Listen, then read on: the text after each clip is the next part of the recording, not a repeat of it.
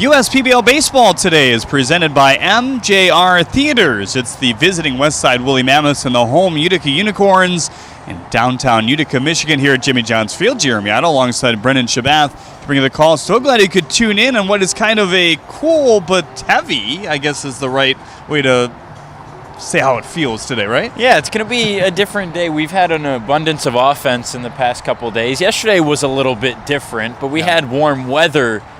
Baseball weather, if you could you say, but today it's kind of heavy air, a little humid, but on the chillier side as well. So don't be surprised if we don't see a whole lot of extra base hits, a whole lot of home runs. These are two offenses that are good at those things, but might be a pitching duel today. Yeah, we kind of saw it, I think it was last week, early in the week on Friday.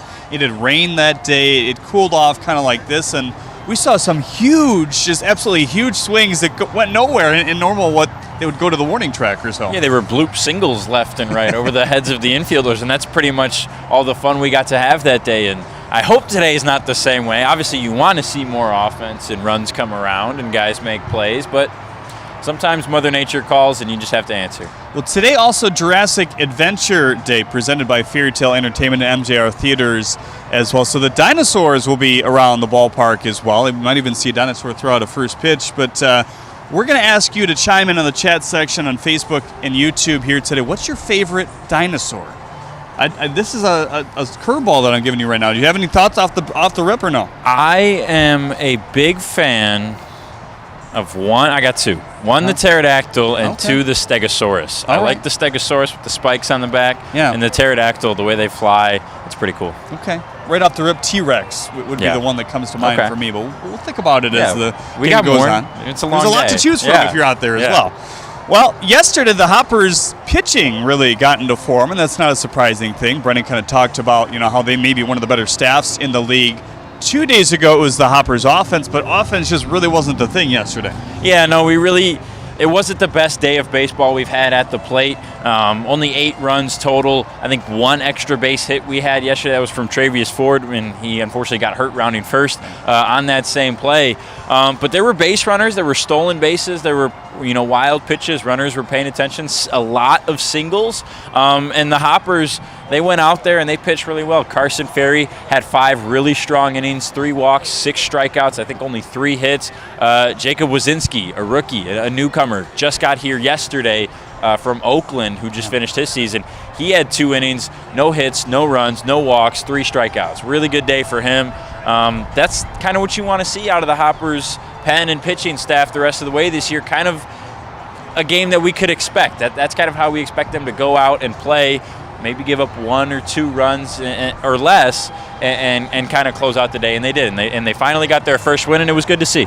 Average fastball probably 90-91 yesterday. There was a lot of firm fastballs from a variety of arms, so that was fun to see, and just kind of see these pitching staffs come together as well after Pierce Banks departed and headed to the Minnesota Twins organization. Well, as for your starting pitchers here for today, they're always brought to you by Ascension here on the USPBL Network. It'll be Nick Cardinal for the Unicorns, and on the other side, a guy that's they like as well. Yeah, Greg Lokinen for the Westside Woolly Mammoths. Nick Cardinal, two games so far this year, an ERA of 3. Obviously, ERAs and stats early have a lot of flux in them with one really good or really bad outing. And so we'll see how it goes, but both of these guys are going to be in the upper 80s. Cardinal's going to be pushing 92. Maybe he'll touch 93 today. Should be some velocity. That's going to make it, like we talked about, on a weather day like today, that's going to make it a lot tougher for the hitters. And Lokinen, he fills up the zone. He will locate. He will throw you bad pitches until you have nothing left and you got to swing it at something low and away or in the dirt. And He's still really looking for that signature outing so far this year. He hasn't quite had the stuff that he knows he's capable of and that we know too. And today's another opportunity to do that. Take a peek at the rest of your starting lineups here today. First, for the visiting Westside Woolly Mammoths, it'll be Nick Caruso leading things off and catching. Tanner Thomas bats second and plays center field. Nathan Ade will bat third and play left. Greg Vaughn Jr. in the cleanup spot, he'll play right field. Darren McFadden bats fifth and plays first. Houston Parker back in the starting lineup today as he bats 6th and plays second base. Gunnar Rainey in the DH spot for the Mammoths, batting 7th. Buddy Duane will bat 8th and play 3rd. Elijah Brown will round things out with his speed, batting 9th and playing shortstop as they face Nick Cardinal, at least to begin this game. As for the home Utica Unicorns, it's Drew Galassi will lead things off, play center field. Luis Attilas will bat 2nd and play short. Ari Stakopoulos bats 3rd and plays left there. Leandy Castro will bat cleanup and play right field. Noah Childress in the 5-hole. He'll DH here today. Malik Bolin back in there, batting 6th and playing first. Duncan Hewitt behind the plate, one of the better catchers in the USPBL. He'll bat 7th. Kevin Lambert, who is dealing with a little bit of an injury at the beginning of the year, will bat 8th and play 3rd. And John Hodo will round things out and play second base as they face Greg Lokinen here today. Well, Wade Weinberger, we're kind of a little bit surprised to not see him in the lineup, just trying to get some other guys in at this point, but he had a 3-run bomb. Yeah, he had a fantastic 5th inning the other day. I mean, he made the put out and left for the second out, and then threw an absolute stripe to home plate to get, I believe it was Alex Pup tagging up from third. Nick Caruso was able to make the tag and get out of the inning for the Mammoths, and then he stepped up the next half inning in the 5th, the bottom of the 5th, and hit a 3-run bomb to right field. It was a hanging breaking ball that he absolutely punished. I think Weinberger's been working a lot lately, and someone that, he's been busy in the outfield, someone that we've expected to hit better than he did going into that last game, and he finally kind of turned it around, was 2 for 4 with 3 RBIs, I believe a stolen base as well. And when you do that, sometimes you might just need a day off. There's a lot of guys that need some days off here and there. There's new faces that are going to be rotating in. Some guys don't have as many at-bats as others, and coaches are still trying to see whether this player holds any water and they're going to be here for the long haul, or this might be a guy who's got to prove himself in the next 2 or 3 games and is no longer here. So Weinberger gets a day off in place of some of those guys. Nathan Ade, a guy the other day who had his pro debut coming off a really nice college season as well, but he's a guy that could bring some power certainly to the lineup, and back in there again today. And Nathan Ade, as we talked about, 2 seasons at Illinois, another season at Eastern Illinois, finished the season at Eastern Illinois and came right here, I think was here for a day before he made his pro debut. And we've seen some guys struggle in their pro debuts. We've obviously seen some good rookies too. Those are more the pitchers. It seems like the hitters have struggled to kind of get into that comfort zone and relax at the dish. Nathan Ade was comfortable, 2 for 4, had a walk. He had an RBI, I think 2 RBI, an RBI as well, and he just looked ready. Looked like he was just playing ball out there with his college kids. And these aren't college kids anymore. These are 25, 26-year-olds who are trying to make it to the big leagues. And he went out there and looked good. Well, it should be a good game here on a Sunday fun day at the ballpark. A lot of kids should be in attendance as always. It's the Westside Woolly Mammoths and the Utica Unicorns Day. Back with more after this here on the USPBL Network.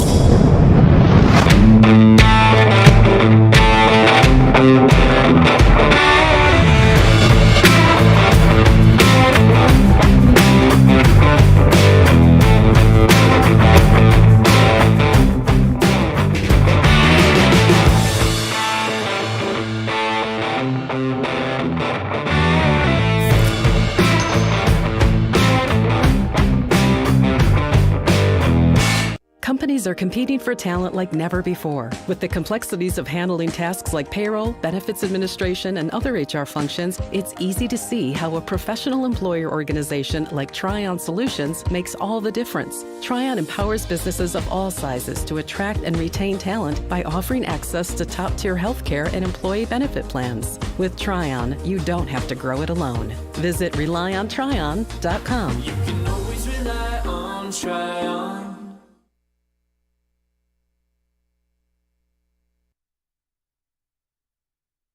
Welcome back to the ballpark, everyone. Jeremy out alongside Brennan Shabat to bring you the call here today. It's the Westside Woolly Mammoths and the Utica Unicorns here today. Nice picturesque view of the ballpark. We had a few drizzles during BP, which they took off the field here today. That's kind of subsided, though, and the heaviness has been lost just a little bit, so that'll feel good for everybody else out there as well. American flag is in center field here as we get ready for the national anthem and the starting lineups here at the stadium. This broadcast is sponsored by the following.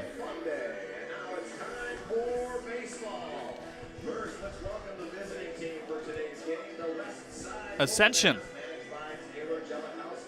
Budweiser, Chevrolet, Dunham Sports, Fifth Third Bank, Jarbcom, Jimmy John's, Scott's, Valpak, and UWM. We thank all those fine partners for what they do for this league. Now time for our keys to the game. What do you think today, Brendan?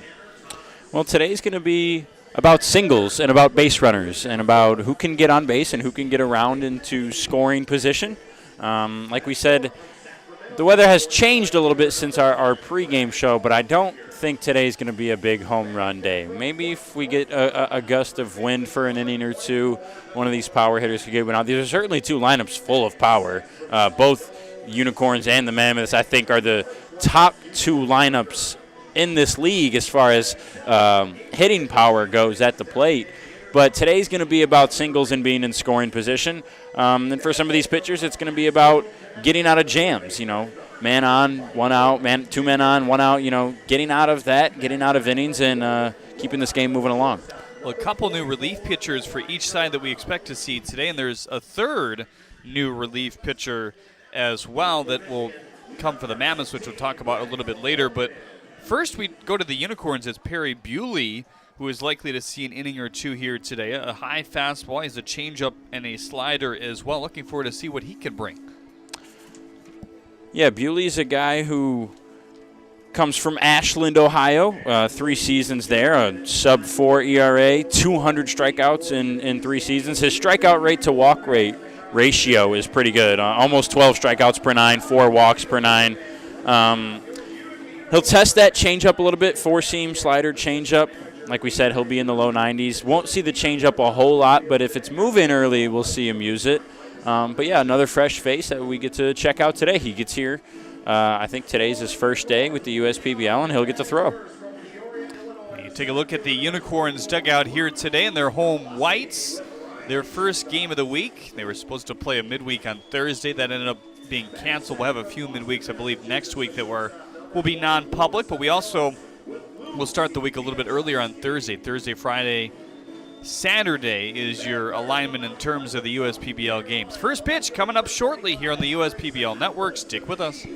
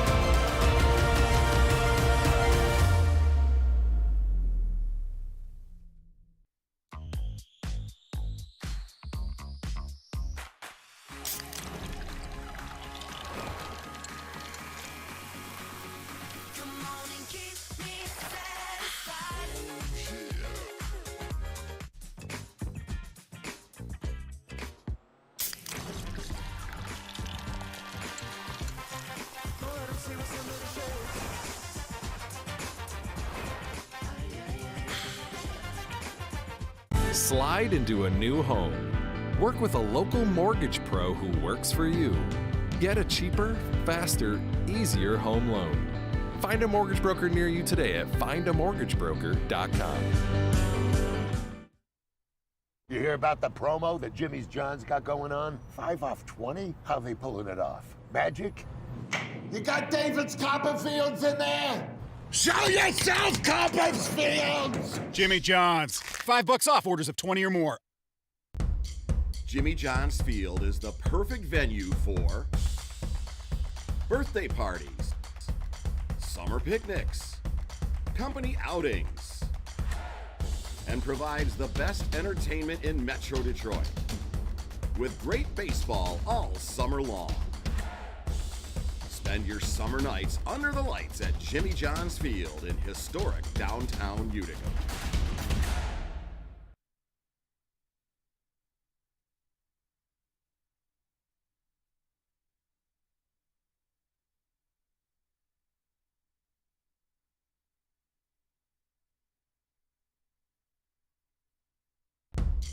Jimmy John's Field is the perfect venue for birthday parties, summer picnics, company outings, and provides the best entertainment in Metro Detroit with great baseball all summer long.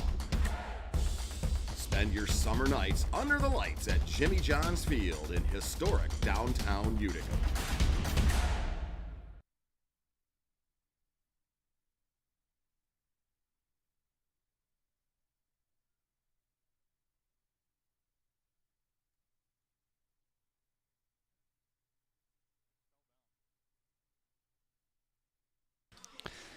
Beautiful day for a ballpark.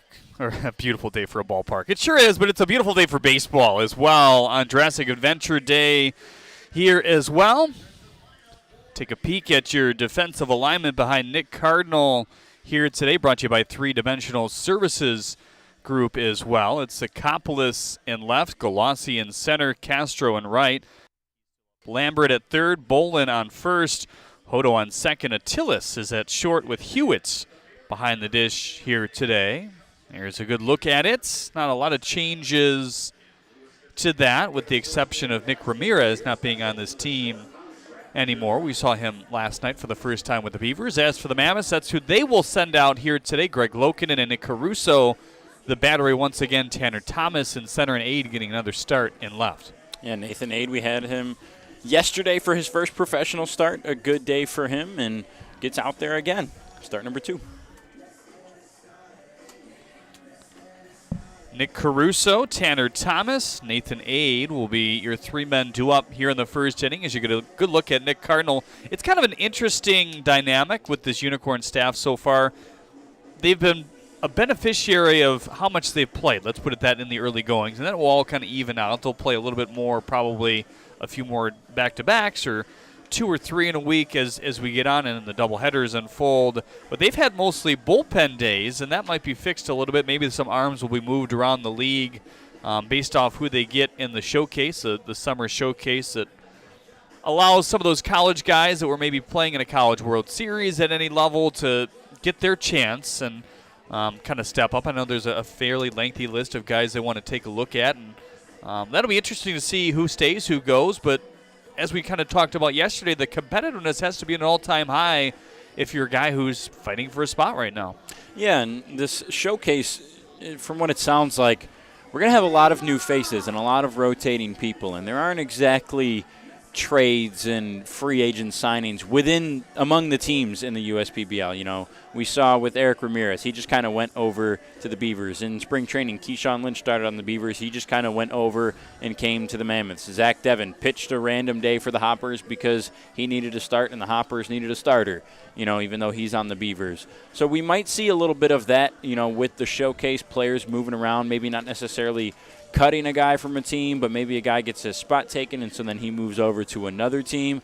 But, yeah, it should be interesting. It's always nice to have fresh blood and fresh fish in the water, and we've had, it seems like, at least one new guy on every team this weekend, which has always been fun. It makes our job a little bit more difficult, but also we get to meet somebody new, and they get a chance to have a professional game and, you know, make their debut, which is always a good thing. Well, I got razzed after the pregame show when we picked our favorite dinosaurs, and that was kind of on the run for both of us. But they said you can't pick a T-Rex. It's too simple. I'm like, there was no better dinosaur than the T-Rex. The T-Rex was the boss of the dinosaurs. He ran the world.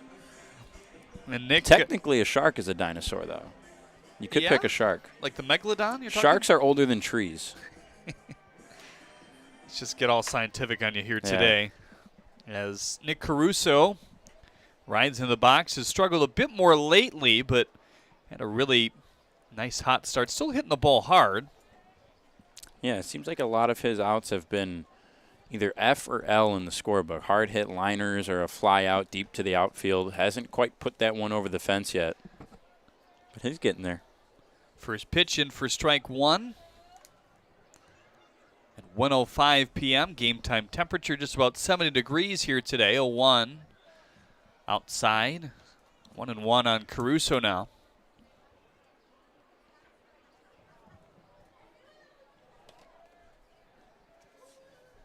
Cardinals got a four-seam slider, circle change, and curve. That one floated into center. Galassi stretching a long way to make the catch. Wow, Nick Caruso. Can't do much more than tip your cap to Galassi there. Thought he might have had a single, a much-needed one to get on base, a little flare out to center. And Galassi kind of calmly gliding towards that ball. Didn't really get on his horse, and it looked like a comfortable dive out there. Landed on his stomach and made the play.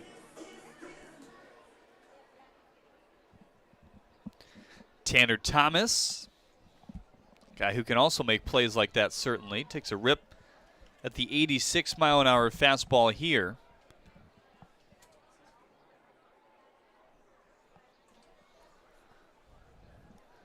Middle of the infield spread out. The outfield fairly shallow. I mean, they're kind of thinking maybe what we were thinking in the pregame as well. It's hard to describe, but you don't necessarily feel that. You don't necessarily feel 70 degrees Right. at 1 o'clock at this time in the year and what we've been facing, but you also just don't feel the chill, but at the same time the heavy mugginess that we had earlier as well. The moisture in the air. Line drive to center as Thomas has himself a base hit. And I'm sure some of that has to do with the temperature kind of flipping again. It'll be 85 tomorrow with a chance of storms, I believe, but just interesting. But the last time we had weather like that here at the ballpark, it was either last week or the week before. The ball went nowhere. Yeah, the ball was just dying over the heads of the infielders a little bit like we've seen through two batters right now. Hopefully we don't have the same day like that. Always like to see offense. First pitch to Nathan Ade, slider away.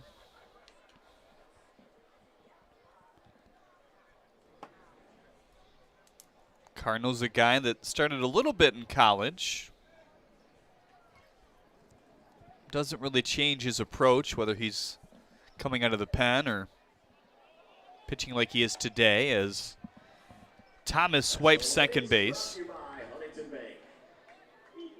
That's not a surprise, huh? No, not at all. And we've seen the steal attempts and such picking up as the weeks have unfolded. I think if the numbers are right, Thomas now leads the league in steals with 3. Another 1-1 on the ground up the middle, a base hit. Look out, Thomas around third base being waved around. Galassi's shallow, he's going to eat it. And an RBI base hit for Nathan Ade, already 3 in just a game and an inning. Yeah, Nathan Ade, we talked about him in the pregame, picking up right where he left off. RBI single to start this game. Really good job by Tanner Thomas. That's what that stolen base gets you. It gets you in scoring position, and you can score on a single when you're that fast. Man, how about Nathan Ade? Wow. No nerves in his veins, Not huh? at all. It doesn't even look like it. It looks like he's been here for 3 years. First pitch to Greg Vaughn Jr. pipes in for strike 1.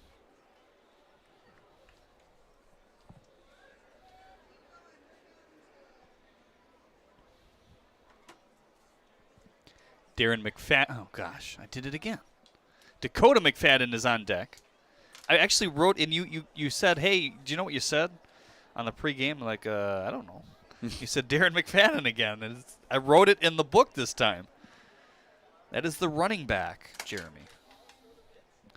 It's all right. When you're doing as much as you are, DePaul softball and Toledo volleyball and Detroit Mercy and high school football and lacrosse and USPBL, names and faces can tend to be a little, hodgepodge. Here's the 0-2 to Greg Vaughn. Runner in motion. Decent pitch called for a ball, and the throw will skip short as Ade swipes himself a bag. So you mean to tell me Nathan Ade can come into this league from college, hit for RBIs, steal bases, have the discipline to get some walks. And today we're going to see him field. Boy. Fun stuff. Yeah. From the stretch, the 1-2. Loopy breaking ball. Taken up high. And already we see kind of what we talked about after the pregame. What the key is going to be today is runners getting into scoring position. It's exactly what Thomas did. He was able to come around on a easy, pretty shallow, like you mentioned, single to center. A's right back there. Now the 2-2. Tried to block it, did Hewitt. Just a tough pitch to surround that time. Looked like the slider. 3-2 on Vaughn Jr. Cardinals certainly has some big game experience.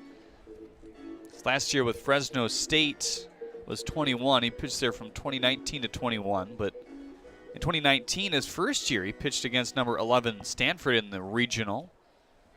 I was just watching Stanford in the regional last night. Were you? Against Texas State while I was doing my prep for today's game. Chopped up the middle, should get the job done with one out here. And barely nipping Vaughn Jr. is Attilas over at first. 2-0 Mammoths here in the first inning. Next up for the Mammoths, the first baseman, number 24, Dakota McFadden. Again, the Mammoths' ability to steal bases and get in scoring position already proving beneficial early. The best thing you can do in a baseball game is be the first one on the board, and especially if you can score in the first inning, that bodes well for not only your confidence, but for your pitcher's confidence when he gets out there to start and just the rest of the bats in the offense. Slider slings away to Dakota McFadden. There it is. You know, if we were another independent league, I wouldn't put it past us to see Darren McFadden just taking that bat. That happens sometimes. But in the USPBL, not a lot about that flashiness in terms of the players. Yeah, we've got, guys who are trying to make it to the big leagues and move on to a level and develop as a professional baseball player. And so sometimes there's not always room for the flashy, fun stuff, and we still have plenty of fun here. Dinosaurs roaming around the park literally today. Yeah, random dinosaurs. We've got like 3 different dances that are traditions to do every game. Now the 2-1. Swing and a miss. Fastball by him. Houston Parker on deck. Remind you can chime in on Facebook and YouTube, and we're encouraging you. What's your favorite dinosaur? And if you're not a dinosaur person, ask your kid, because they probably are, right? Yeah. If they're a boy, it's likely. Yeah. Now the 2-2. On the ground off the end of the bat, Hodo scoops it up, slings it over to first base, and that will be the end of the first inning here. Cardinal gives up a couple runs off soft contact. Thomas and Aids scatter their way home. It's 2-0 after a half. Time for your sweetheart of the game, presented by Thrifty Florist here today. And actually, maybe we're not doing that here in the ballpark. It sounds like you're a fan of the game instead. Brought to you by the Metro Detroit Chevy dealers. I think JJ went to the flower shop and didn't find any to his liking. You think he likes the dinosaurs, or?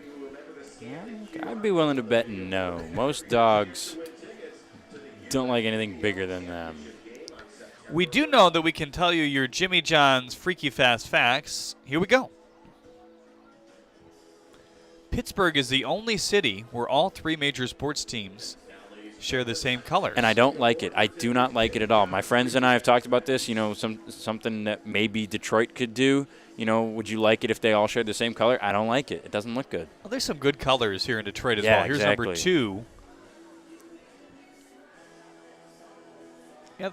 Yeah, there's some similar, obviously, with the Wings and the Pistons and the Tigers. I think Philly's got a good mix. Philly's got 4 sports teams. They got the Sixers, Eagles, Phillies, and Flyers. They've got a decent mix. They're similar to Detroit colors. How about this one? Sesame Street is now a real place at the corner of West 63rd and Broadway in New York City. Well, if it's going to be anywhere, shouldn't it be on Broadway? Isn't that kind of... I was just there. I should have went and saw it. Yeah. Here's a third picture. Proof. A jiffy is an actual measurable unit of time. How can they leave us with that little context?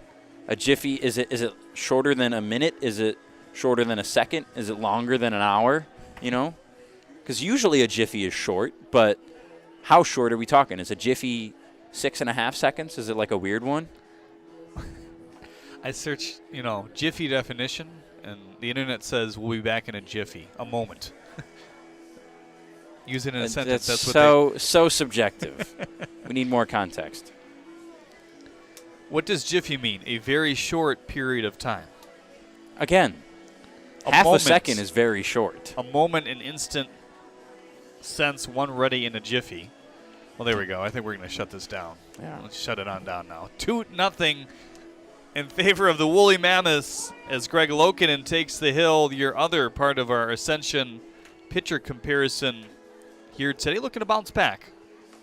Yeah, Lokinen has, like we said, not quite lived up to his own standards and kind of some of the expectations that have been set for him after the really good year that he had last year, a sub-2 ERA in 55 innings, 77 strikeouts, had a 5-2 record in 13 games, 8 of them starts. He just hasn't quite felt that he's been on top of his game yet. I spoke with Mitch Aker on some of the things he's been working on trying to get his timing down. That's one thing. First pitch here to Galassi, and that's not a rarity in terms of something they work on here. Go ahead.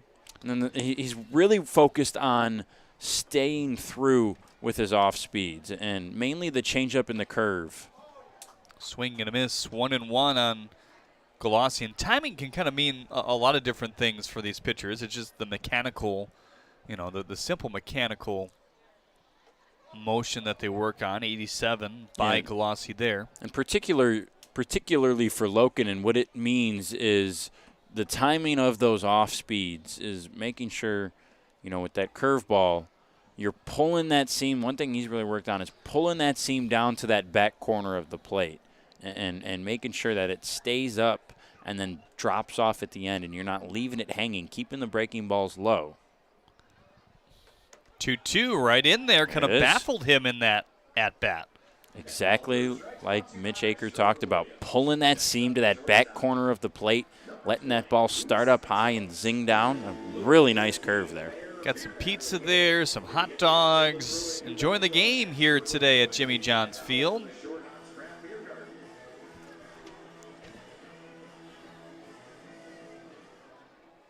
Lokinen, of course, from Georgia Gwinnett. Spent his junior and senior season there. Gulf Coast State College the previous 2 years. 2021 data, 179 ERA through 55 innings. Now the 0-1 on Attilis, chopped into the glove for out number 2. Nice play. Pitchers are athletes too. Don't forget that. We've seen some pitchers field their positions quite nicely so far this year. Eric Sandness was another guy that sticks out. We've seen it a lot, actually, this year, it feels like. And Greg Lokinen might be the most athletic pitcher in the U.S. PBL. He's jacked. He's got big arms, big legs. You can tell he works out. He pays attention to his physical health and the regiment that builds his body, and that's resulted in a nice athletic frame and athletic player. First pitch curveball here from Lokinen. Sort of pitching backwards a bit, but using it to his benefit. I think that's because of how much he's worked on the curve and the change lately. There's a decent fastball at 89. Sakopoulos not thrilled with the call.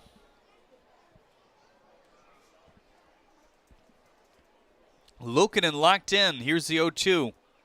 Swing and a miss. My goodness. Sweeping knuckle curve right by him. He strikes out 2 in the first inning, and it's a 1-2-3 breeze.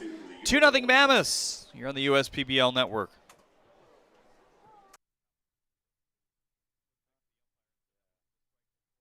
Slide into a new home. Work with a local mortgage pro who works for you. Get a cheaper, faster, easier home loan. Find a mortgage broker near you today at findamortgagebroker.com. While credit cards help pay for everyday expenses, carrying a balance each month can be tough on your budget.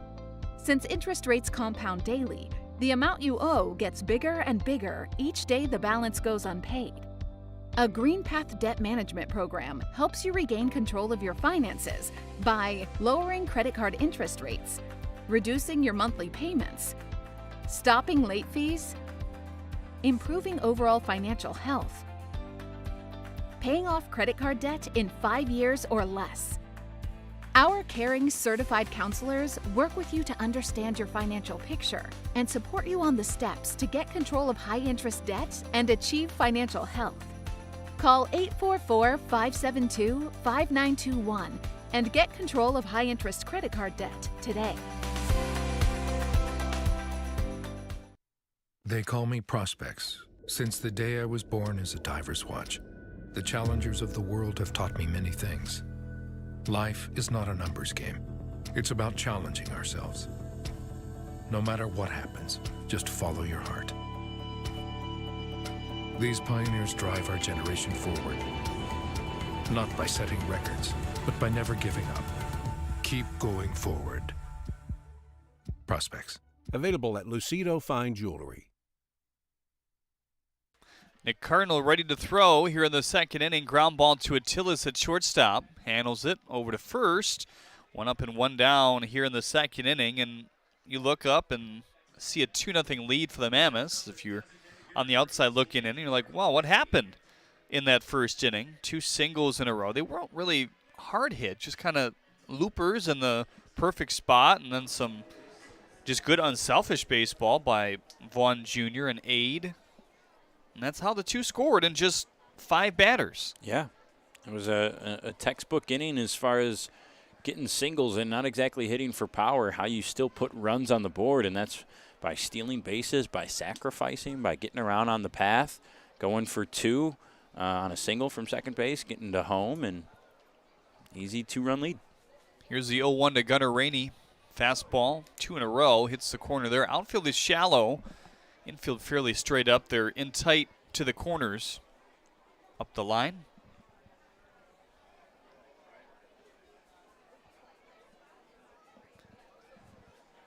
Here's the 0-2 from Cardinal.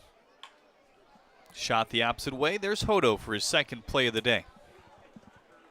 4 straight outs quietly here for Nick Cardinal. Next up for the Mammoths, the third baseman, number 9, Buddy DeWayne Jr.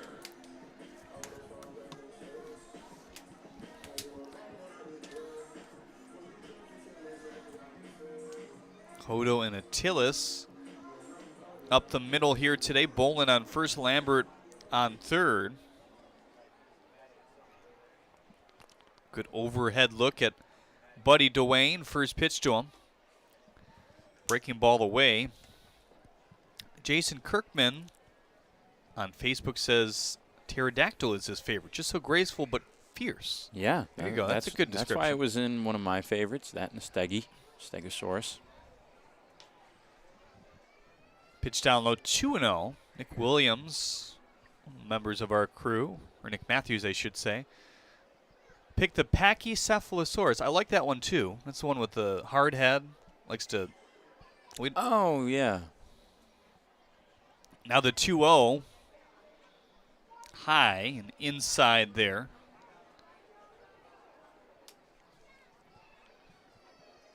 Hitters count to a hitter who's got some natural power. There's some pop in this bat. Haven't quite seen it yet. On the ground to Lambert, lost it. A 2-out error here in the second will allow DeWayne to reach. Next up, the shortstop, number 44, Elijah Brown. And Evandro says he's also watching the Lakeland Flying Tigers here today in Florida. Great weather for baseball down there as well. Yeah. We say hello to Adam Fuller. We appreciate his kind words on YouTube as well. Thank you, Adam. Elijah Brown, bottom of the order. Looks at a fastball in the corner for strike 1. Got a chance to catch up with Brown before the game today. Kind of talk to him about his philosophy, I should say, on choking up on the bat. And got him in a pickle here. Down to second base, and the tag by Attilas is in time. So he will, in fact, face the minimum in the second inning, and because of that mini pickle, it can get a half-off pickle pizza at Sherwood Brewing Company tomorrow. Check it out. Back with more after this on the USPBL Network.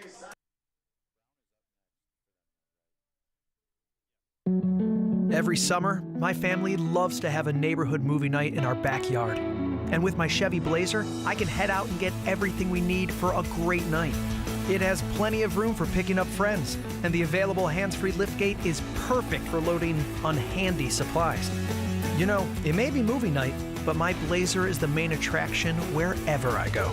Lease a 2022 Blazer 2LT for just $239 a month for 24 months. Put it in D and see why Chevy drives the Motor City.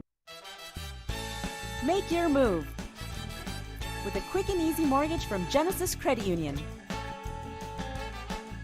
We have mortgages to fit your life. Genesis Credit Union. Visit us today.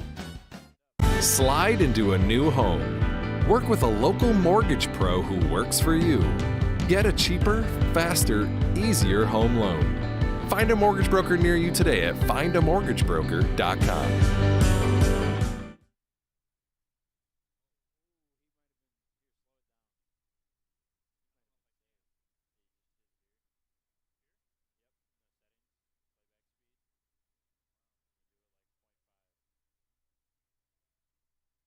Well, we're taking a second look at this last play at second base. Unfortunately, we don't have the option for replay on our broadcast, but break it down for us, Mr. Color Analyst. Well, Luis Attilas comes over to stop Buddy Duane. Now, first of all, Buddy Duane got caught stealing before Cardinal had delivered the pitch. He went to pick off Duane, and Duane had already gone for second. Attilas comes over, gets the ball from first.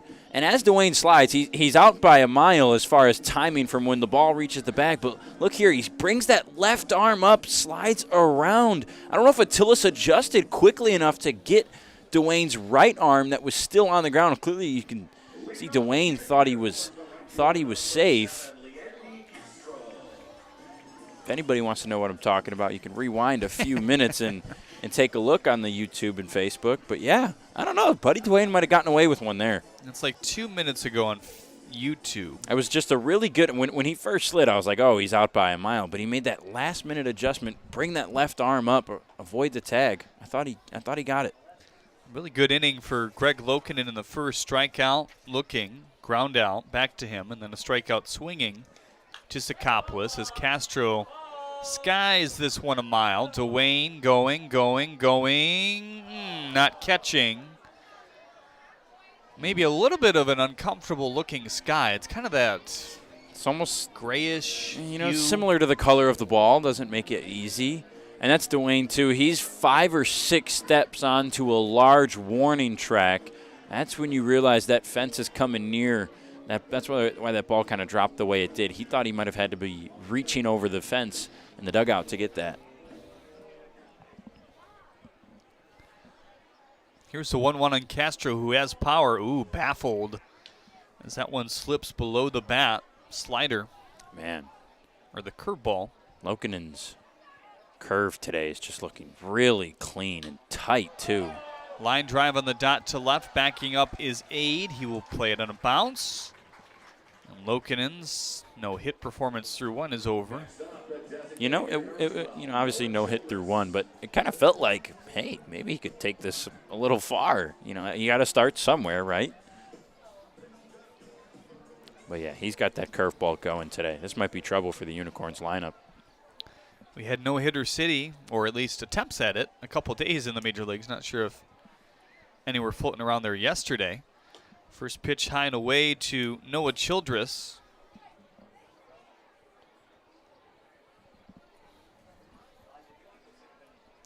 Still a little bit of a chilly breeze. We can feel it every once in a while come into our press box. We have the windows open as always. 1-1 on Childress. I've got my little quarter zip today. I don't know how you're sitting. You're closer to the window. You got the regular polo on. Yeah, I have the jacket behind me. I just haven't committed to it yet. I'm in disbelief that I need it. 1-1, popped it up. It's going to reach the outfield. Tanner Thomas cruising, loses the lid, and records out number 1.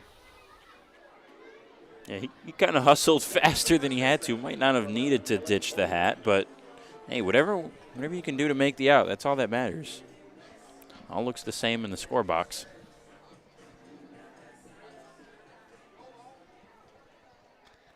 Here's Malik Bolin now, first baseman, another guy that you can See, on off days, working at the ballpark, food and beverage. There's another good curveball. And Malik's a good guy. I'm excited to see him this year. He's got some sneaky power. He's hitting 6 in this lineup. Sometimes he'll hit 5, playing on the corners of the infield. 0-1, popped him up. It's going to reach the outfield here. Parker, Thomas again losing the hat. It's Vaughn Jr. who takes charge for out number 2. That's just kind of a lot of the contact we have seen so far today. Some of them more on a line and have floated its way down.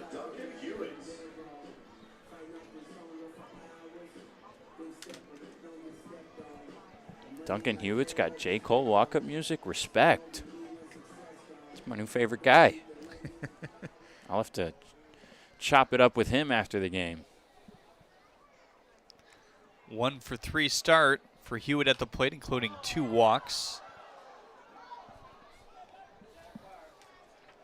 Done a good job behind the plate. He's thrown out 2 already. This is a Mammoths team that's going to run. He'll have more opportunities today.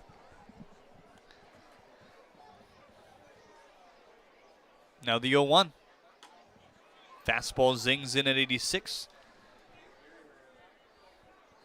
That's kind of the challenging part of this league as well in terms of the catching. There's always new faces. Even today we see a few.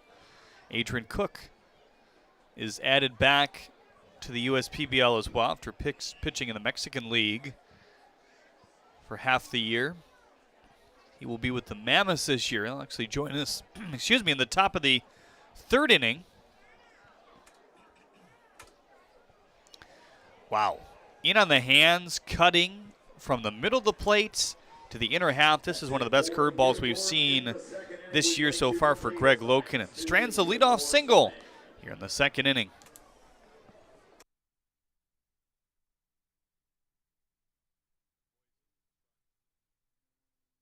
Why are all these business owners smiling? Because they rely on Tryon to handle difficult and time-consuming HR tasks like payroll, benefits administration, and more. Working with one of the nation's top professional employer organizations provides access to top-tier healthcare and employee benefit plans and Tryon's team of attorneys and HR experts. With Tryon, you don't have to grow it alone. Visit RelyOnTryon.com. You can always rely on Tryon.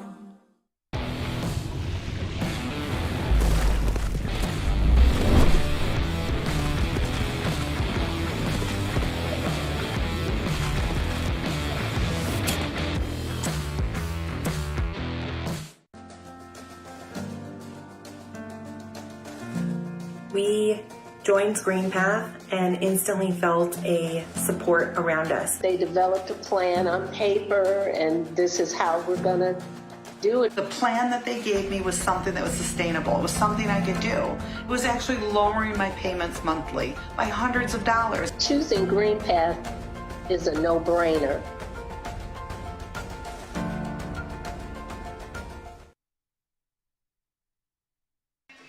There's a look at your lucky row. They won Jurassic World Dominion tickets earlier, so that's cool for them. Going to be one of those new summer blockbusters. People are going to be enthused to see.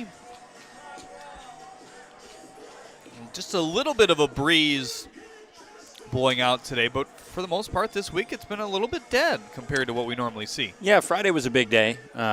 A lot of home runs that day. That was the warm day. 2 from Kreitzer, 2 from Burke on the Diamond Hoppers. Wade Weinberger, this Mammoths team who's got the day off today, he had a big one. But since then, yeah, it's been relatively chill weather. Not really great power baseball weather, you know? Absolutely. Brown will lead off the 3rd inning. Brown with the fastball high. Shortstop here today for the Mammoths. The right fielder Castro is deep. Center fielder Galassi fairly shallow, and same for Sakopoulos. He's well over down the left field line. Started to kind of make that point about Brown and how he chokes up on the bat. That's something he's been doing again for the last couple of years. 1-1, fouled off. He's big into the science of baseball as well. He's a engineering major. But he said, I did it when I was younger and then started to hit some home runs. So got away from it. Tried to get a little bit more pop. 1-2 on the ground, first base side. Hooks foul.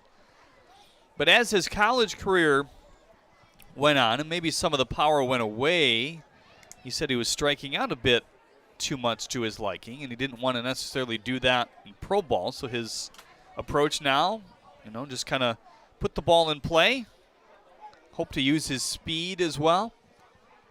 He certainly has a lot of speed. 1-2 away. Might as well try to use it if you've got it. And yeah, talking to Brown when we have, you can tell, very smart young man. Knows what he's talking about, knows about the science, and that's why he uses it. Now the 2-2. Low and in. Curve ball there. How about the curveball for Greg Lokinen so far? Man, on point with a capital O and P. That last pitch was wipeout. 3-2 into the gap in left center field. Maybe he'll use his speed here. Galassi gliding over, can't make the catch there. Brown around first base, heading to second. All the way to third base, he will fly and get there standing up. You could see the choke up on the bat, how much that helped Elijah Brown there. He looked really in control on that swing. That was nice, short, compact swing. Got some good pop off the bat. Didn't really need to swing too hard. And that's a tough play for Galassi to make, and he's not going to make every one while he's out there. And Brown took advantage, was aware that it was going to be a tough ball to hit, got out of the box quickly and easily into third. He ruled that a hit on the board, so a triple for Brown. Third hit of the game. Thomas and Aid with one back in the first as well. Corner infielders coming in. Feeling that runs maybe at a premium today if you're the Unicorns. We're seeing Cardinal out there for his third inning of work. You wouldn't think he would throw any more than 3 today, and we already see a little bit of action stretching out in the bullpen at least. 1-0 fastball outside. And well, Cardinals only got 6 innings pitched this year, 3 in each appearance that he's had. So probably not.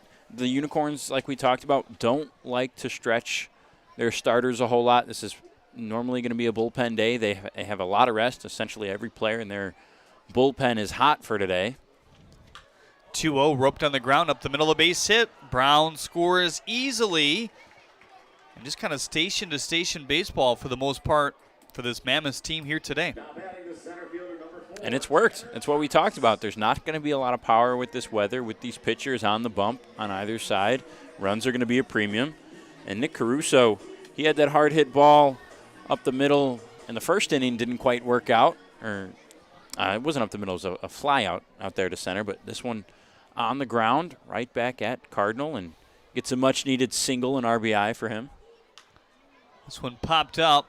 Long run for Lambert and company. They're still chugging, but not enough gas as that one hits kind of the edge of the field, right in front of those umbrellas in the patio space down there.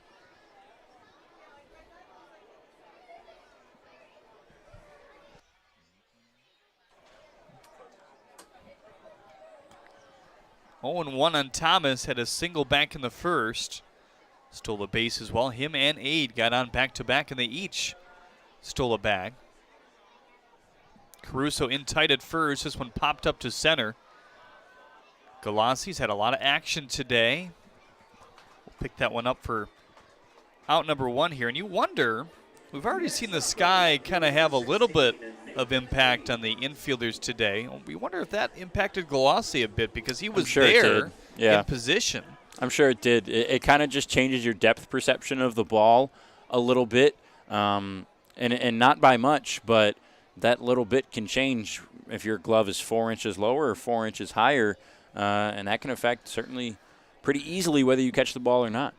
First pitch to Aid. Breaking ball off the plate outside.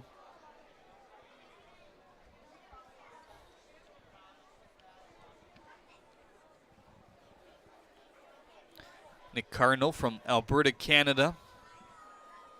Played in the Inter-County Baseball League in Canada last year, which is basically kind of a semi-pro league. just in preparation for this moment after his college season, which ended in 21. Fresno State, Mesa Community College, and Allen Hancock College, his stops before here. 1-0, fastball away. He's lost a little bit of zip to it as this game has gone on. Yeah, that last one at 83. Cardinals trying to be low 90s, high 80s. Again, like we talked about, this is usually going to be his last inning, though, number 3. 2-0 in on the hands and chiseled off there. Thank you for joining us on the USPBL Network today. Jeremy Otto alongside Brendan Shabat to bring you the call. Christian Gibbons, our director here today. All the rest of our fine crew working hard on a Sunday. Tight lead for Caruso with 1 out at first. 8 ahead in the count, the 2-1. Breaking ball down low. 3-1 on Ade now. Surprise, surprise. Nathan Ade has worked a good count. We saw that yesterday. He's going to be a guy who is going to just shoot up the pitch count of pitchers all season.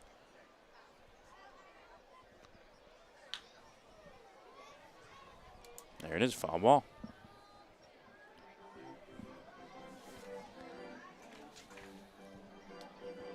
The other day in his debut, a walk, an RBI single, and a 2 RBI single. Ground out and a fly out in his other 2 at-bats. It was the plentiful offensive day where nearly everybody got 5 ABs. And I think he had 2 or 3 at-bats of 6 or more pitches. One of the better fastballs of the inning for Cardinal is by Ade. That will be the second out and the first strikeout for him today. He's the nephew of Jerry Royster and Alvin Davis, the cousin of Mo Vaughn, and his father, Greg Vaughn Sr., played in the Major League Ball for 15 So here comes Greg Vaughn Jr. Greg's former teammate, Adrian Cook, will join us in the next half inning. He'll be back with his Mammoths squad as early as next week. Excited to see that again. Power fastball. Stepping off here is Cardinal.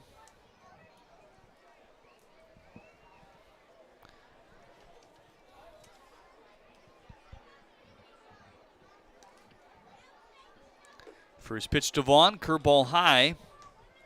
RBI ground out, his first time up in the first. Third inning brought to you by Chevrolet. We thank Chevrolet for their partnership with the USPBL. Ready and ready, the 1-0. Swinging big, even count now. Vaughn still looking for that first big knock of the year. Only has 1 RBI to his name, no home runs yet. The 1-1. Slider away, did he go? No, says the appeal. We talked with Neil Rule when he was here about Vaughn and said, hey, is that Greg Vaughn's son? And yeah, you can tell by that swing. He's got that smooth swing. Modeled after his dad. Fastball away. 3-1 now on Greg Vaughn Jr.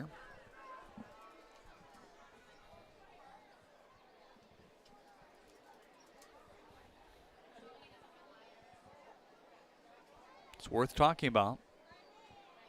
355 career home runs in the major leagues for Greg Vaughn Sr. A lot of years with Milwaukee, a couple with San Diego, Cincinnati, Tampa Bay, and Colorado to finish up his career in 2003. 4-time All-Star. Career slugging of .470. The 3-1. Jackknifed him out of the way inside, so 2 base runners here in the third, trying to strand that leadoff single. Now batting the first baseman, number 24, Dakota McFadden.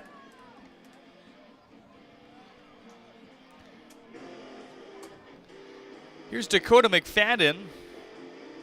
Ground out to Hodo at second base his first time up. Cardinal had a 1-2-3 second after he surrendered a couple runs in the first. So hoping to keep it right where it is as the Cottonwood swirls in front of our center field camera there. Ugh. Gross. First pitch to McFadden. Try to check it. He did not on the curveball in for strike one. I think McFadden liked the speed that he saw there and realized too late that curveball was going to drop further than he would have liked. Thought it might have been a hanging breaking ball. Nobody holding on Vaughn at first with 2 outs. So both him and Caruso at second getting bouncing leads after the pitch is thrown. Outfield fairly deep. Colossi right on dead target with the second base bag in center. And a few steps shallower than the other two on the lines. Here's the 1-1. Chopped foul, the fastball at 85. Hey, Jelly caught that one. He's been shying away from making plays down there lately. Right. Well, he's got to get on him for that. He's botched a few, that's why. Good to see him get back in the game, get that confidence back up. Cardinal 1 pitch away from working out of what is probably the last inning. You can almost say that with certainty. 1-2, looped to Lambert, slipped a little bit, but realized all he had to do was go back to the third base bag for the out. 3-0. Now the Mammoths lead. Adrian Cook will join us when we get back here on the USPBL Network.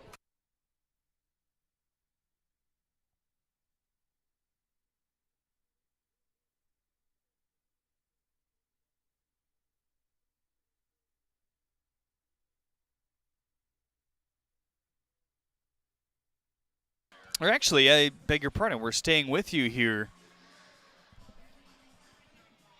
as JJ is out to deliver the water here today and sent back with that basket towards his doghouse. He'll get the Frisbee reps in a little bit here. Also time for your DTE Energy Kid Race the mascot. It's Grayson who will go here today. So Ribby didn't have the best of days yesterday. He actually lost his head midway across the second base bag, so not sure we're going to see Lance really give it much effort. He's probably thinking that in the back of his mind. Grayson flying to second base here, and he's like, wait a minute, Lancelot is all the way back there. I feel a little bit bad, but then he says, no. Everybody in the middle of the infield says go. So Grayson is heading his way home, and he will touch home plate as he wins your DTE Energy Kid Race the mascot here today. We're now joined by Adrian Cook. Adrian, how are you? It's great to see you once again. Yeah, I'm good. Thank you for having me. You pitched over in Mexico, and obviously for those guys, that's kind of their Major League Baseball. So what was that experience like for you? It was definitely an experience. After the USPBL last year, I went on to play on the Atlantic League, and that was a big level change for me and a big adjustment.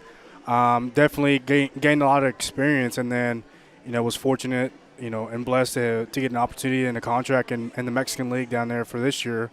No, it was really good baseball, probably the best baseball I've ever been a part of in my life. Definitely made a lot of moves around since last year. This is only my second year of pro ball, so at the end of the day, I'm thankful, but I think everything works out for a reason, and I know I came back for a reason, and I'm ready to prove it, and so I'm ready to play. I can't remember. Are you fluent in Spanish or no? So I was born in Monterrey, Mexico. Okay. But before I even got down there in March, I hadn't been to Mexico in 12 years. And so, the Mexican language is very fast, and I had to learn real quick. And the last 3 months, me, learning it has definitely gotten better for sure. Houston Parker, or check that, it's Lambert looks at a ball inside, 8-9-1 to bat for Jim Essian's team here in the third inning. 1-0, ripped back towards us. Now, I know some other leagues, the Korean League and some of the other overseas leagues, they kind of limit how many, non-Mexican players can play. Right. What's the vibe like there in terms of what they allow, what they don't? So this one going to go into the glove of Thomas. Well, he ran a long way to get that one. 4 straight for Luukkonen. So there was, I believe, a total of 8 foreigner spots down in Mexico. And So because I was born in Mexico, I was considered a Mexican resident. So I didn't have to take one of those foreign spots, but there were 6 other Americans. There was 2 guys from here in the U.S., 1 from South Africa, and there's other guys from Venezuela, Dominican, and stuff like that. I was playing with guys that were 38 years old, 40 years old. They've been around the game for 20 years, and I felt like a pup around those guys, but it was definitely an experience, and I was thankful to be there and had the opportunity. 1-1 here on John Hodo, Drew Galassi to follow, as this one's popped up foul. Chatting with Adrian Cook. Going to return to the Mammoths. Are you going to be hot next week, or is that kind of the plan? So I got here last night, and I think the talk was me playing today. Really? But, okay. Yeah, so it was going to be a very quick turnaround. I've been traveling since Thursday at 10 a.m. And, unfortunately I can't play until I get my physical. So hopefully I get my physical in tomorrow and, start getting ready to pitch next weekend. It's 4 Ks for Greg Loken, and now he's looked sharp here today. Your buddy kind of snuck behind you here. I don't know if he was going to try to take the headset from you. He pitched really well last night. That's what I hear. No, I did not see. I was unfortunately on the road, but I heard some good things. So it's Carson Ferry of the Hoppers behind us right now, but Drew Galassi leading off here in the 3rd inning, struck out looking back in the 1st as he looks at a ball outside. Obviously, you faced Drew Galassi. What's a guy like Loken thinking right now? Well, I'll tell you what, Drew started off really hot last year, one of the best hitters in the league, and it's a very, you got to make your pitch. If not, you better forget about that baseball. Thomas going to land this one into the glove. You got another half inning in Absolutely, you? This always happens. When we bring guests on, it's a quick inning. We'll be back with Adrian when we get back here on the USPBL Network. Stick with us.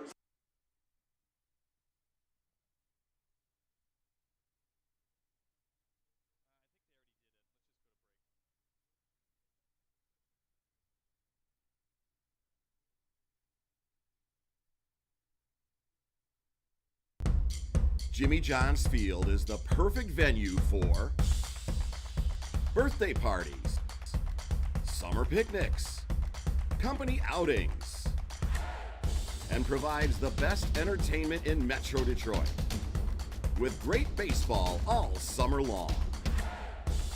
Spend your summer nights under the lights at Jimmy John's Field in historic downtown Utica. So look at the lawn out there here today. A good day to be with, not a lot of sun, kind of that perfect temperature as well.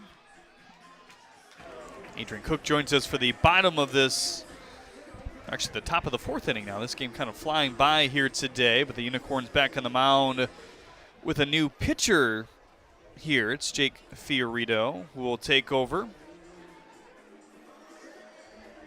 I guess, your learning curve, and I know you've kind of already touched on it maybe with a few things, but it's kind of been probably like a whirlwind pro career thus far because you've had a lot of stops, a lot of different coaches, and a lot of different philosophies, but, a few things that you've taken maybe from, let's start with the USPBL, the first time around. Yeah, no, absolutely. Like I said, this is only my 2nd year, and, this is my 4th contract in 2 years.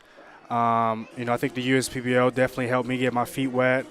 Because of that, before that, I hadn't played in a baseball game since 2019 when I was in college.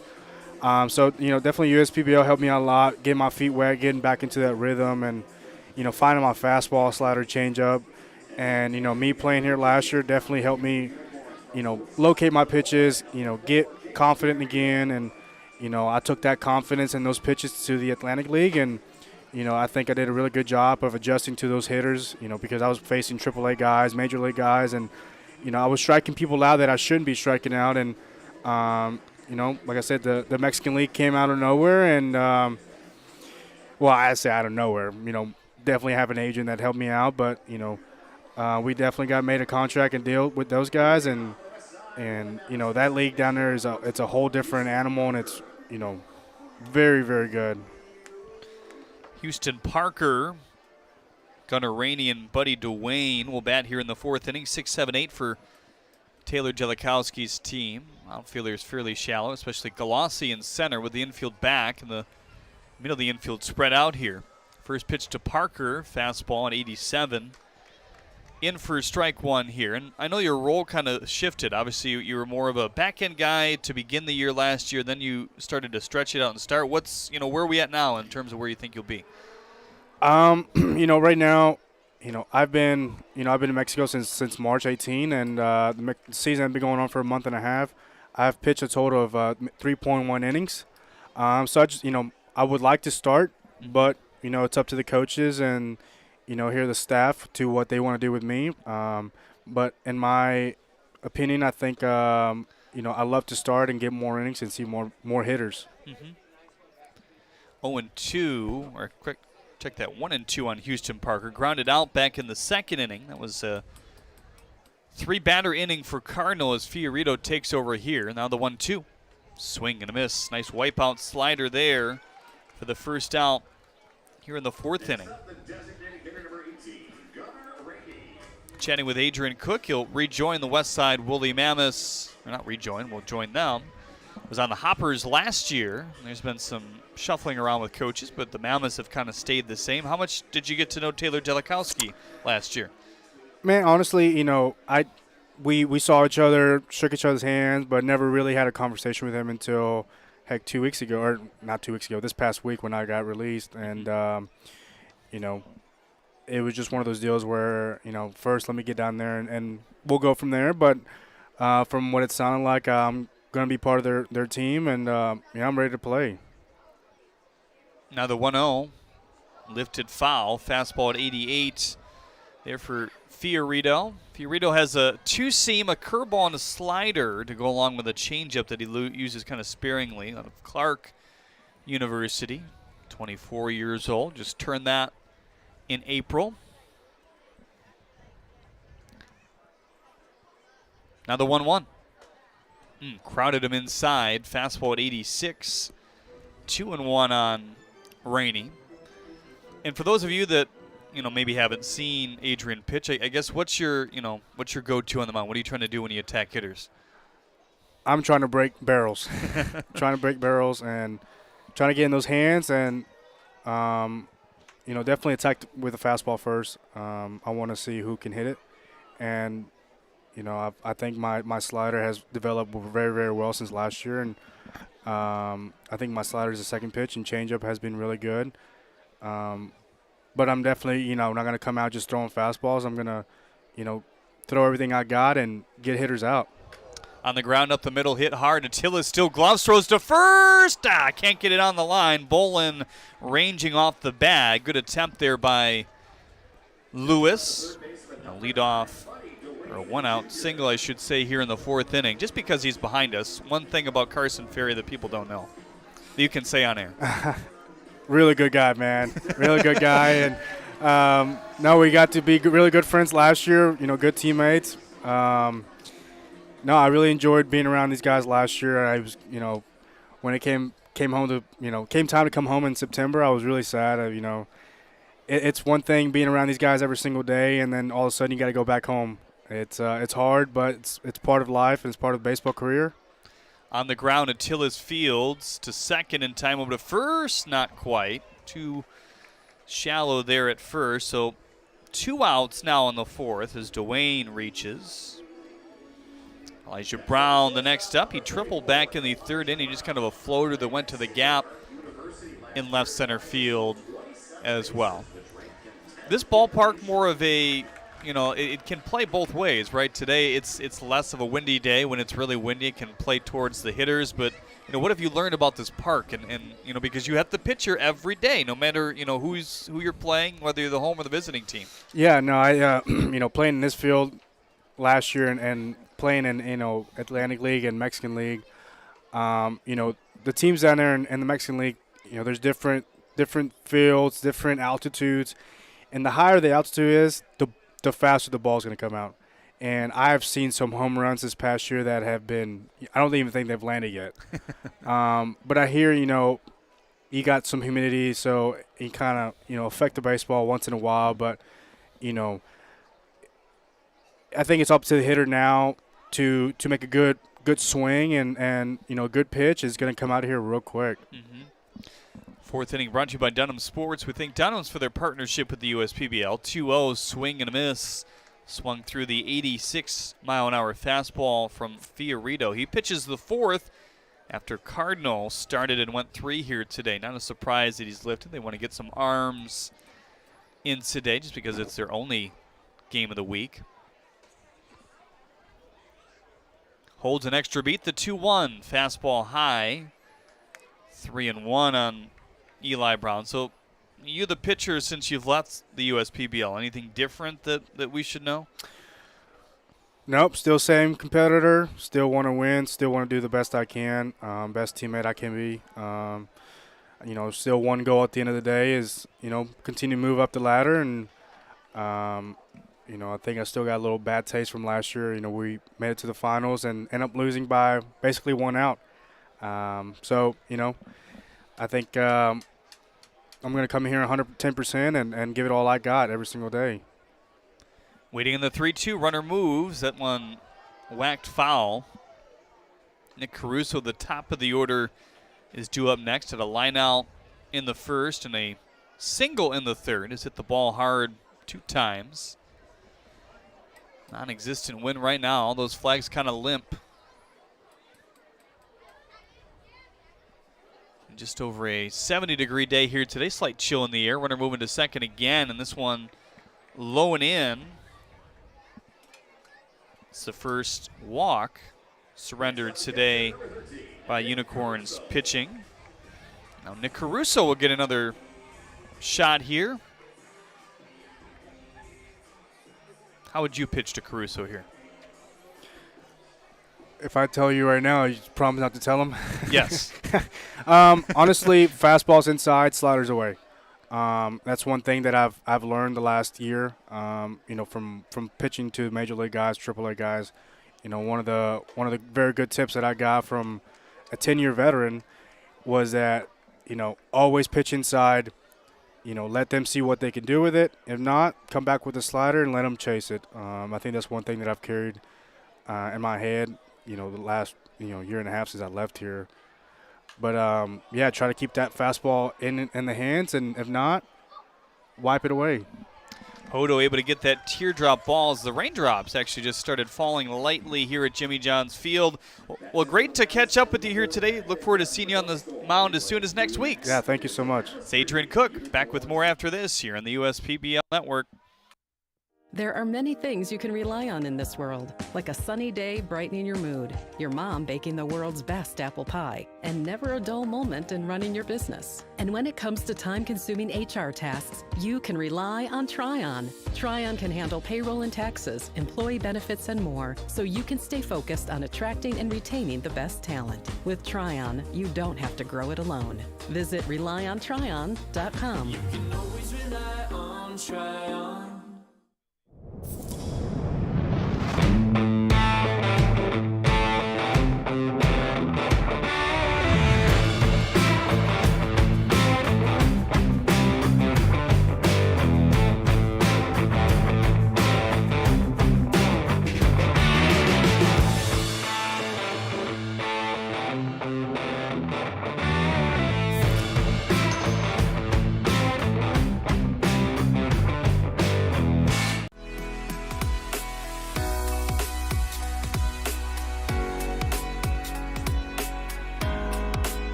Throughout your life, from big moments to ones well-earned, we're your financial guardian angel.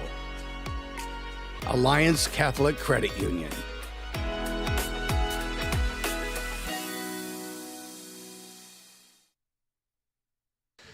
Look at some of the fans here today. That young man's just down in the popcorn. Look, he's like 3 buckets deep, too. My goodness.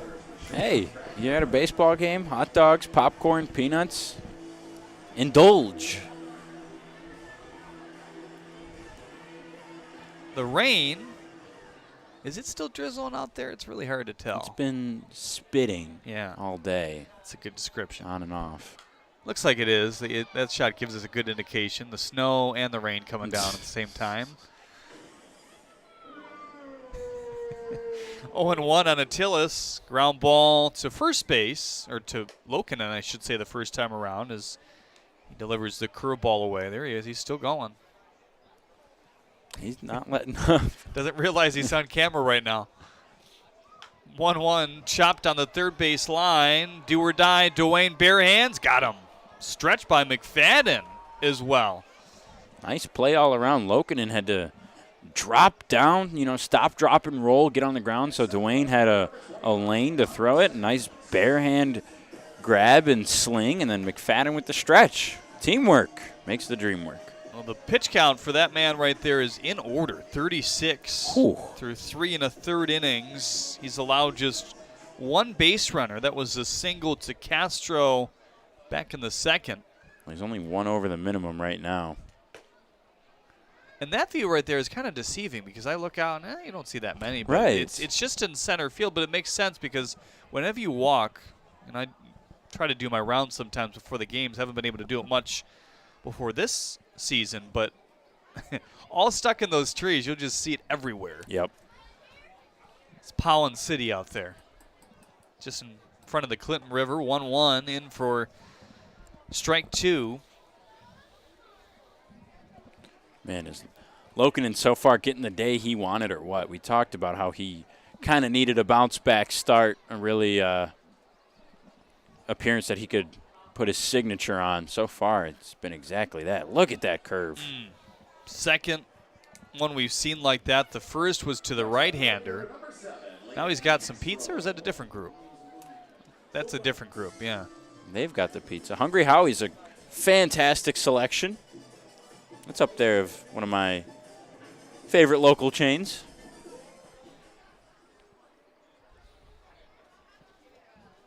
Lokinen locked in. Gets the ball. Ready to throw. Zips it in at 85 as Castro leans out of the way. Solid single. The only hit given up by the Mammoths today. 1-0. Looped. Foul. Adrian Guzman, his third base coach, hoping that would be ruled fair. Buddy Dwayne didn't really have a chance as that was hit sharply. Now he inches himself more towards the line to set up for it. 1-1. Tipped into the glove. Center fielder Tanner Thomas to the right of the bag. It doesn't really matter where he is. He can track it down. Yeah. We've seen that several times. Yeah. He's pretty far over there, though. A good 10, 12 steps. Curveball, see you later. My goodness. Lokinen have a day through 4. He struck out 6 on the USPBL network. Quite the outing for Greg Lokinen. Going to be fun to follow him as this game goes on.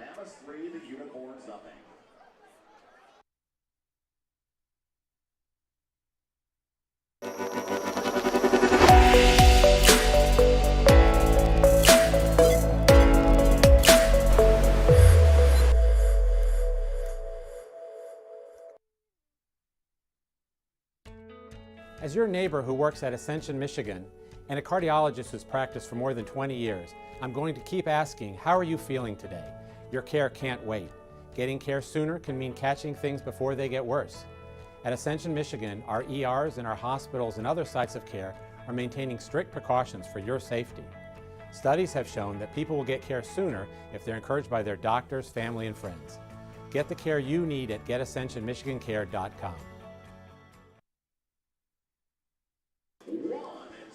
Jimmy John's Field, 5th inning. Brendan Shabath joining alongside me is Jeremy Otto for this game between the Mammoths and Unicorns. It's been a pitching duel so far, 3-0. The Mammoths lead. Greg Lokinen has had a fantastic first 4 innings, 6 strikeouts, 1 hit, no walks.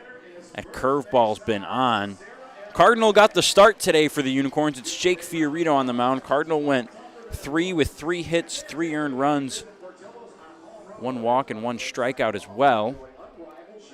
Fiorito got a strikeout, gave up 2 hits and a walk in his first 4th inning.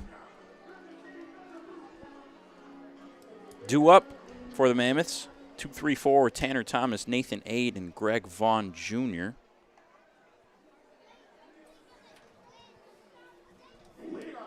Thomas, a single and a fly out today. Scored on that single in the first inning. It was the first run across the plate on the day. Stolen base in that inning.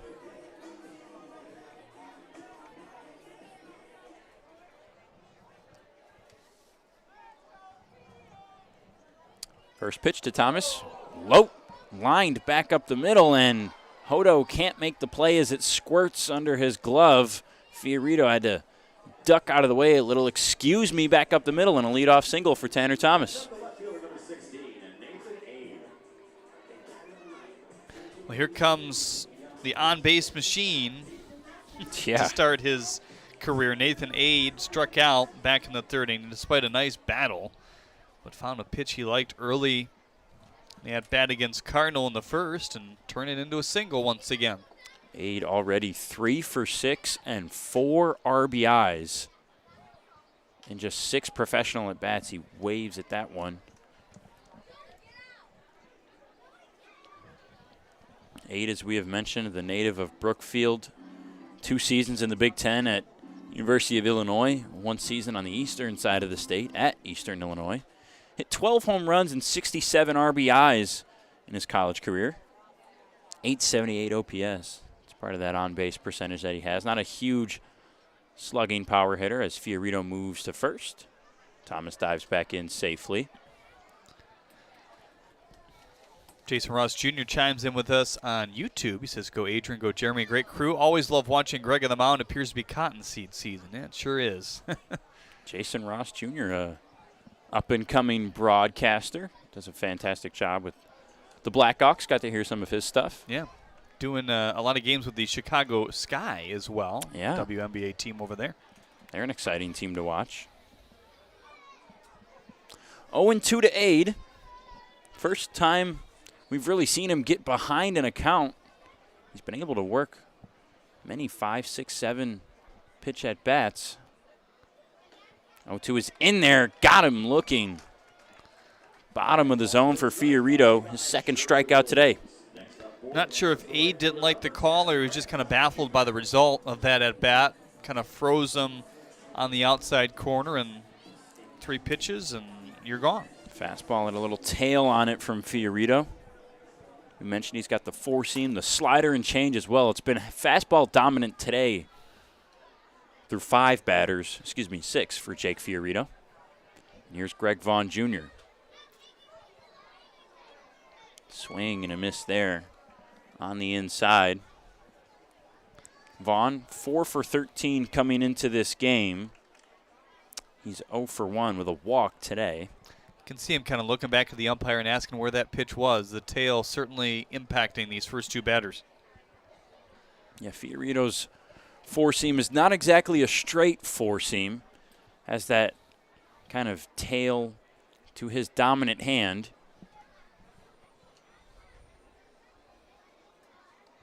Thomas still on first. Has some speed there. Fiorito's checked on him a couple times. Thomas kind of jukes a lead off there. That pitch inside the zone. Vaughn didn't quite like it, but strike 2.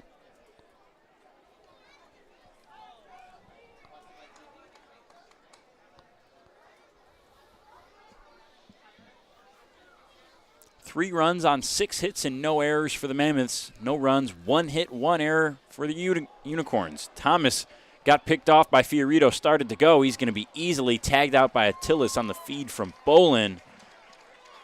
A little bit too aggressive there for Tanner Thomas, and he's caught for out number 2. How about that? Our second pickle of the game. And if you were not with us earlier, you can get a half-off pickle pizza tomorrow at Sherwood Brewing Company because of those. So there you go. Not a good result for the runner, but a good result for the viewers. Pickle pizza. Are you a fan of pickle on pizza? I am on that one, yes. You should try it. Okay. We'll have to bring one in next week. Not a huge pickle guy. I'll have them when they bring them on the side of the dish. You know, I'll keep them on the burger. But on pizza, I'm pretty middle of the road. Pepperoni, cheese, sausage, bacon, ham here and there. The 1-2 to Vaughn. Now, for any of you viewers or our director maybe wondering, pineapple, big no-no from me. Yeah? Not a pineapple guy. I like it. I like it. Fruit can be a side dish to pizza. On the pizza, no thank you. Vaughn pops this one up, foul. Hewitt and Bolin are going to chase, but that will get into the grandstands. It's getting brighter here at the ballpark. The sun is, yeah. necessarily isn't out. It's kind of a hazy, overcast type of day, but it's definitely gotten a little brighter. Did you find your sunglasses? I did. You They did. were actually, I was going to wear them for the pregame show, and Jeremiah, one of our directors here, told me that they're not in my case. He opened them up, and they weren't in the case, and I was like, excuse me, what? And Fiorito says, excuse me, thanks, as he gets the strikeout swing and a miss from Greg Vaughn. That will end the top of the fifth. We'll head to the bottom with the home team Unicorns looking to get on the board still as they trail 3-0 to the Mammoths on the U.S. PBL Network. Dunham Sports is a proud partner of the USPBL. Big names, low prices, delivering value since 1937.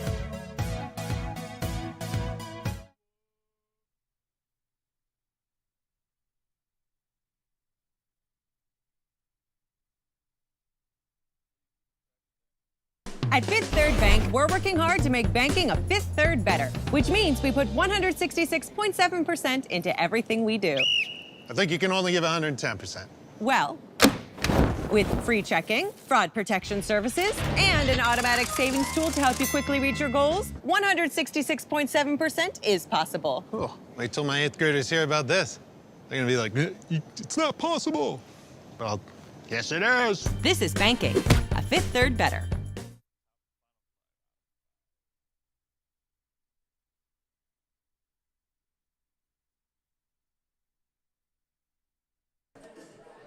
Get a peek of the overcast, kind of gray skies, but it is, like you said, Jeremy, getting brighter here at Jimmy John's Field in downtown Utica as the Westside Woolly Mammoths currently lead the Utica Unicorns 3-0. We're in the bottom of the fifth.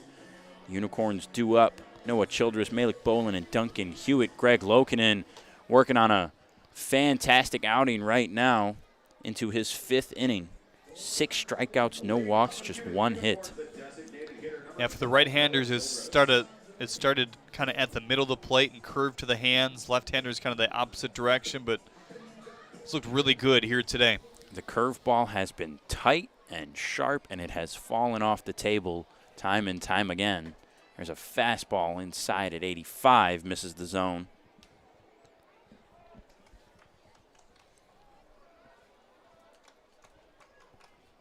The 1-0 to Childress. This one's high and away above the zone, 2-0. Noah Childress, not a guy you want to get behind in the count to. Power hitter for this Unicorns team. Already has a home run this year, 6 RBIs to his name, and he's quickly ahead 3-0. This is kind of where we've seen Lokinen struggle in some of his starts, 4th and 5th inning.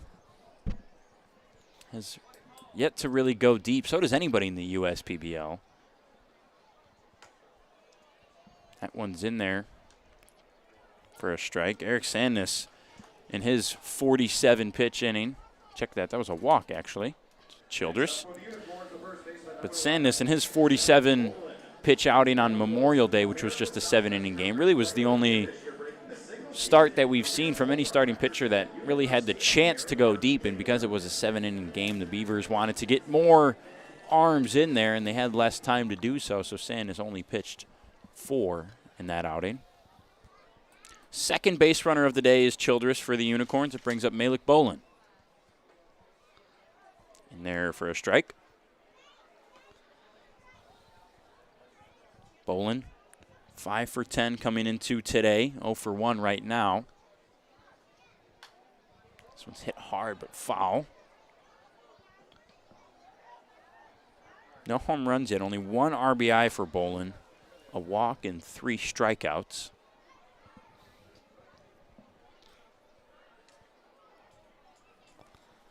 The 0-2 is above the zone.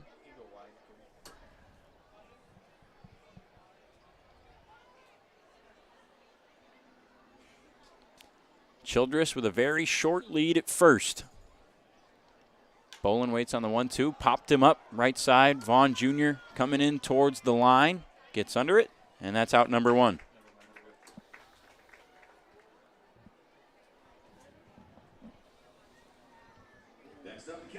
So that walk to Childress was the first of the day for Lokinen. And now the catcher, Duncan Hewitt.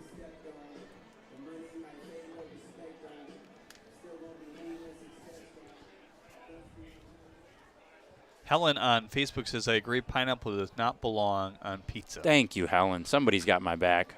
Hard hit on a line to left. Little flare. 8 is under it, though, on the warning track.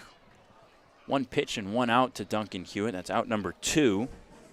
Well, this is kind of exactly what Lokinen needed after the 4-pitch walk to begin this inning. You thought, maybe that leads to something for this Unicorns team, but right back at it. Went 0-2 to Bolin before the flyout. First pitch line out. That'll get you right back in order. Kevin Lambert, only 6 at-bats coming into today. That one curves in there for a strike at 72. Out of the hand, it just doesn't look like it's a strike, which not at all has been why he's been so effective with it today. That curveball started middle of the left-handed batter's box, and Lambert waves at a fastball. Lambert, before today, had 1 error on the season at third, and that was the only error total for the Unicorns. They've got 1 today as well. Fouled away.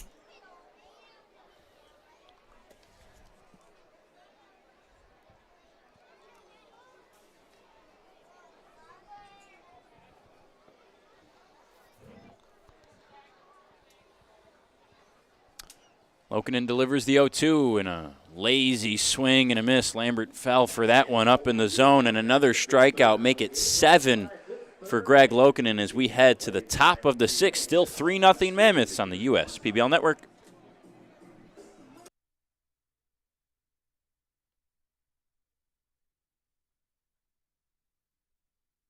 There are many things you can rely on in this world, like a sunny day brightening your mood, your mom baking the world's best apple pie, and never a dull moment in running your business. And when it comes to time-consuming HR tasks, you can rely on Tryon. Tryon can handle payroll and taxes, employee benefits, and more, so you can stay focused on attracting and retaining the best talent. With Tryon, you don't have to grow it alone. Visit RelyOnTryon.com. You can always rely on Tryon. Back in the 6th, those Westside Woolly Mammoths lead 3-0 over the Unicorns. It's Dakota McFadden, you just saw on your screen, due up first. And then Houston Parker and Gunnar Rainey, the DH today, hitting in the 7 hole. No longer Jake Fiorito on the mound. John Montané for the Unicorns steps on. Montané, the lefty out of Puerto Rico. Spent 3 seasons at Oklahoma Sciences and Arts. Had a sub-4 ERA there, a 21-7 record. Was dominant at Oklahoma in almost 200 innings. 84 walks, 223 strikeouts. A fantastic ratio right there. Only 2 games pitched in the US PBL this season. Hasn't given up a run yet. 3 1/3 total innings, 3 strikeouts, no walks.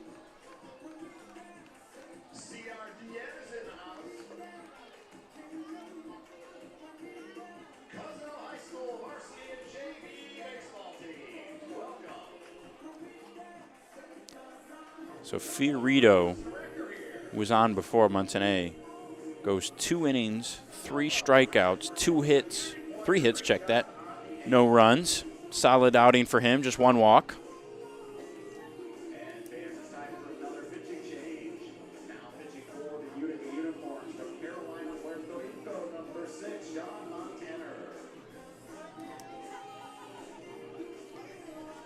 Today, Dakota McFadden is 0 for 2 with 2 groundouts.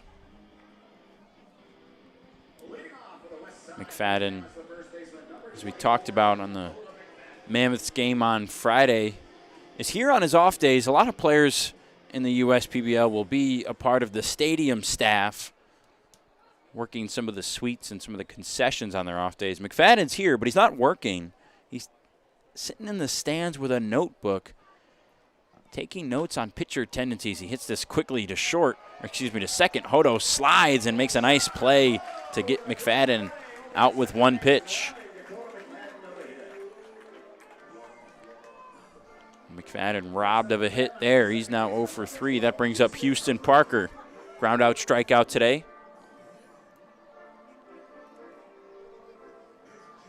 Hodo, a USPBL veteran, had the winning hit last year against the Diamond Hoppers. We can look at the Chevy Pavilion. That's nice and busy today. Good day for ball game. And that curve ball from Montanay hits Parker, and he'll be awarded first base.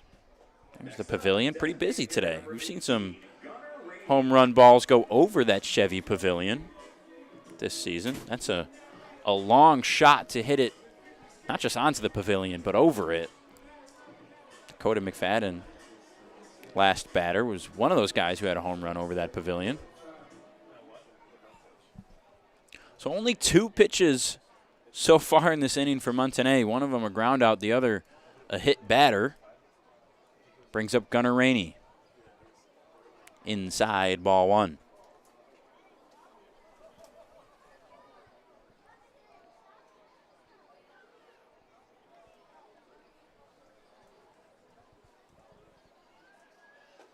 The 1-0. Ooh. Montanay thought he might have found the top of the zone. Instead, it's 2-0.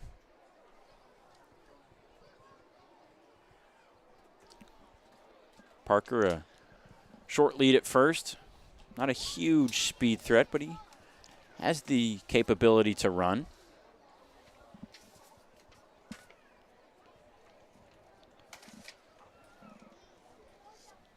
No stolen bases yet this year for Parker.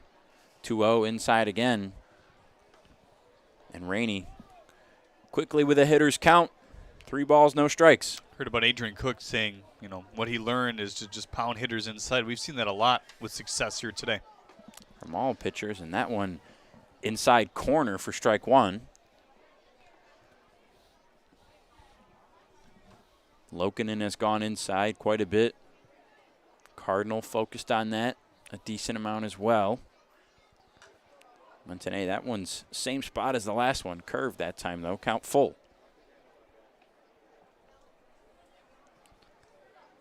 Some fans enjoying the lawn seats.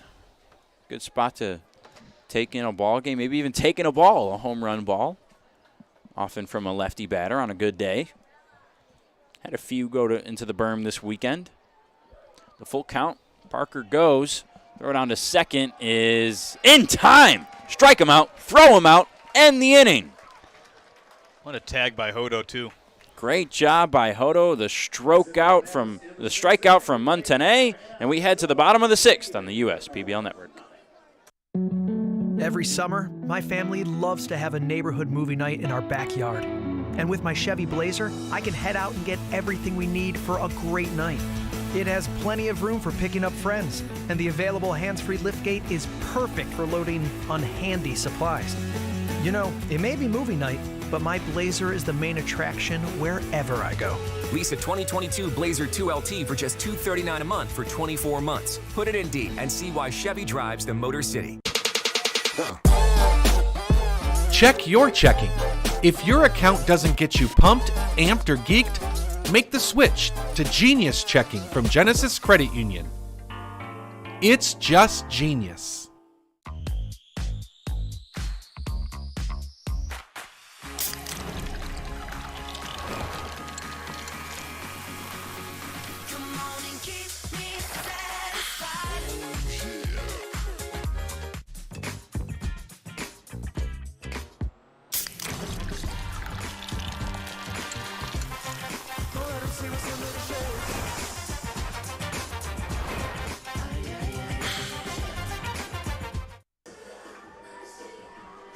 After his first walk of the game in the 5th inning, Greg Lokinen retired the next 3 with a pop out, a fly out, and a strikeout, so he's back out there for inning number 6. Some fans likely enjoying Lokinen's day. That's a nice-looking Jurassic World camo cap, huh? I wonder if he got that here. I was able to pick up a T-shirt downstairs. Yeah. Looks good. Got a little dinosaur T-shirt there, too. Yeah. A little side-eye action, too. Not sure what that's about. Looks like he's enjoying his Slurpee. It'll be 9-1-2 hitters, Hodo, Galassi, and Attilis. Hodo 0 for 1 today. First pitch squirts away from Caruso. Caruso and Lokinen. Caruso is a alumnus of De La Salle High School here in Warren, and Lokinen of Orchard Lake St. Mary's, also in the Catholic League. The two played against each other in high school, and Lokinen is quoted as saying, "I struck Caruso out blindfolded." Haven't had the chance to ask Caruso about that yet, but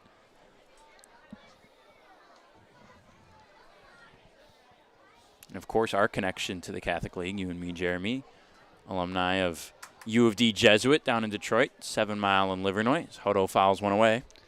Just getting the whole Central Division together here, huh? Yeah. Just missing CC and Brother Rice. We've got some Brother Rice alumni on our staff here at Jimmy John's Field with the interns. Hodo line drive to center for a single. Battles back from behind in the count 1-2, and that's just the second hit of the day for the Unicorns. Brings the glove, brings the bat, trying to charge his team to a rally here in the 6th inning. That man right there, Mitch Akers, the pitching coordinator, or Aker, I should say, the USPBL is getting some spot duty in. Adrian Guzman, the main man here today, he was over at third with Jim Essian out today, but pressed into base pass duty. Aker loves being out there on the field. A former USPBL member, was here in the inaugural 2016 season. And here's another single from Drew Galassi. Hodo's going to go all the way to third as Vaughn quickly gets it in. The throw to Dwayne at third is well late. And back-to-back singles on back-to-back pitches. And now it's 2 on and nobody out for the Unicorns trying to strike for their first runs of the game. Well, you know you couldn't hold this offense down for too long. Now this is the right part coming up if you want to get something going. Let's see what we have brewing here. Lewis, Attilis, Ari Sakopoulos, Leandy Castro, the next 3 due up. 2, 3, 4 hitters. Sakopoulos and Castro known for their big power. Attilis, a guy that we've talked to from Lenore Rhine last year, spent 4 seasons at New England College before that. Takes a strike on the outside corner. Formerly from Boston, Massachusetts. Before that, came over to the United States from the Dominican Republic in his younger years. A breaking ball at 76 is outside for ball 1. Attilis manning the shortstop duties today, defensively for Utica. Hard hit on a line, but foul down the third base line. Had a few close calls down there at third. That one probably the hardest hit.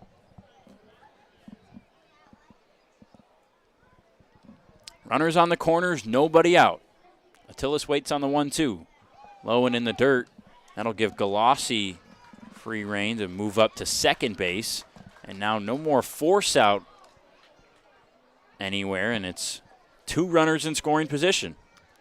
You have Ari Sakopoulos on deck, a guy who started pretty hot this year with a pair of home runs, but 0 for 2 today with a pair of strikeouts. Trying to change that in the third time around. Things start to get hairy sometimes in any level of baseball when you see him a third, fourth time. The 2-2. Hit to third. Dwayne will go home. Hodo trying to retreat. The throw down to third. Not in time. Everybody's safe. The pond is full of ducks now on the infield single from Lewis Attilis and the fielder's choice from Dwayne. Yeah, you know, I don't want to question that because I think it was the right play, just seeing how quickly he broke and the ball right in front of him. But a better job by Hodo to get back quickly and the time it took Dwayne to throw home and then for Caruso to get it back to him. Just too much in the end as he had to cover the bag as well with Brown all the way towards shortstop. Just a tough play. Maybe expect Dwayne to hold for an extra beat there before quickly firing. Someone with as much speed as Hodo can get around the Pats quickly. Sakopoulos waves at that one. As you mentioned, Jeremy, his 2 strikeouts today. He's behind 0-1 now. He had a 5 for 12 start with 3 runs, a double to go with that home run as well. So 6 RBIs, only 2 strikeouts in his 12 at-bats coming into today. He's matched that today. Hard hit to first. McFadden drops it. He's only going to get 1 as the run is going to score, and everybody moves up a slot. Hodo scores. That makes it 3-1 on the sacrifice grounder from Sakopoulos.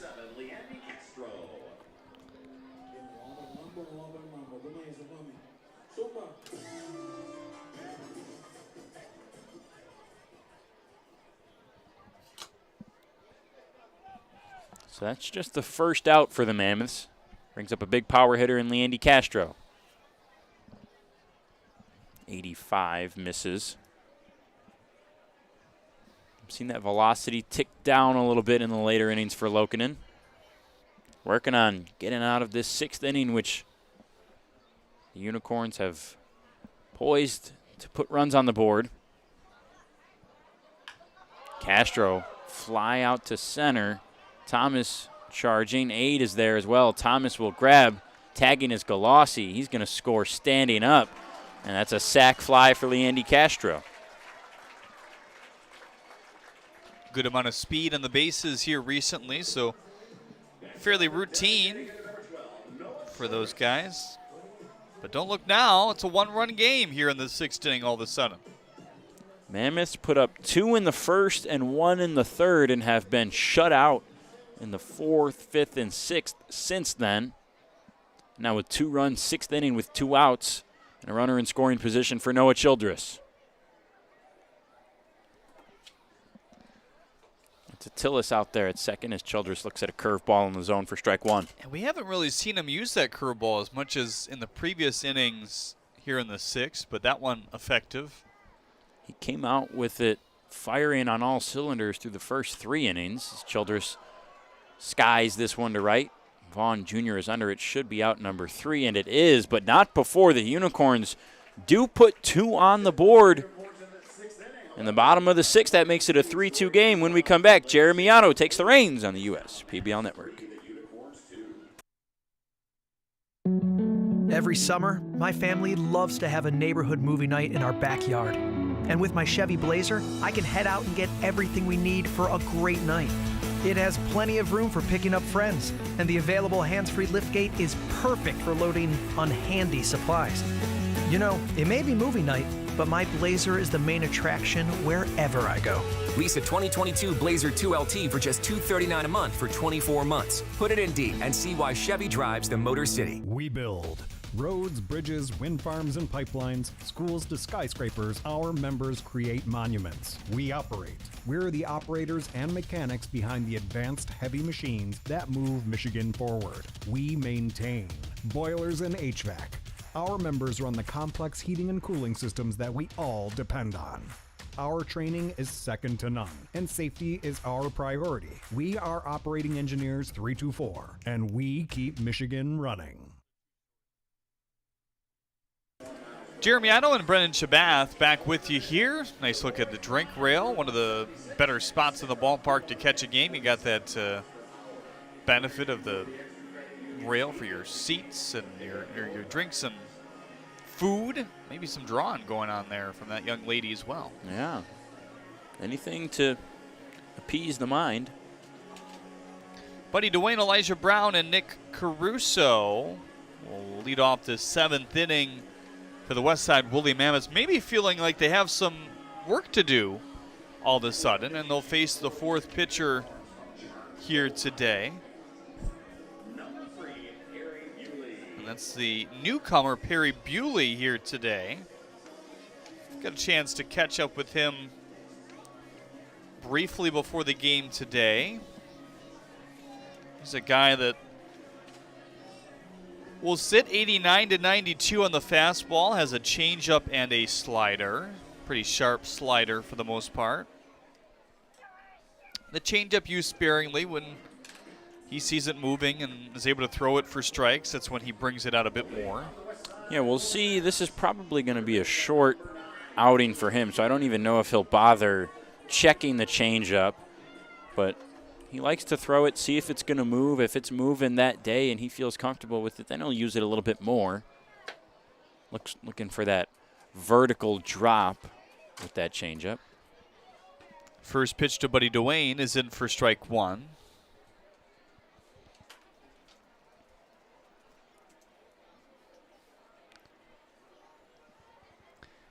High leg kick, the 0-1. Slider left over the plate, fouled off. 82 is Dwayne lunging at it. The ballpark kind of getting a bit darker.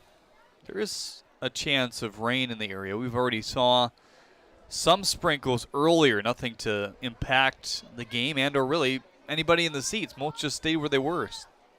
I sure hope we don't get any rain. I got a softball game tonight.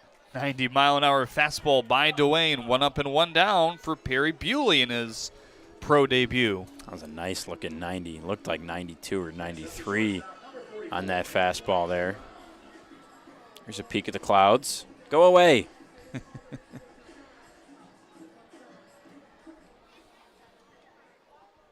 Oh, wow. There's a lot of rain above us. All the way up to really Mount Pleasant, Flint. It's hitting that hard. First pitch is high to Elijah Brown. Just kind of looking at the radar here. We've got this little enclave, or whatever you want to call it, the little hook where there's no rain in Utica. The bubble. Yep. Doing its job. 1-0. Fastball at 91 in for strike one. And the fastball's looking good for Bewley to start.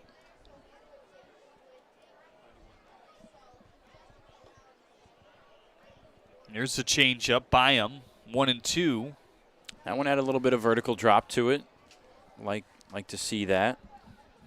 Worked quickly, too. You like to see that as well. Yeah. Pitcher's in a groove today. The 1-2, fastball high and away.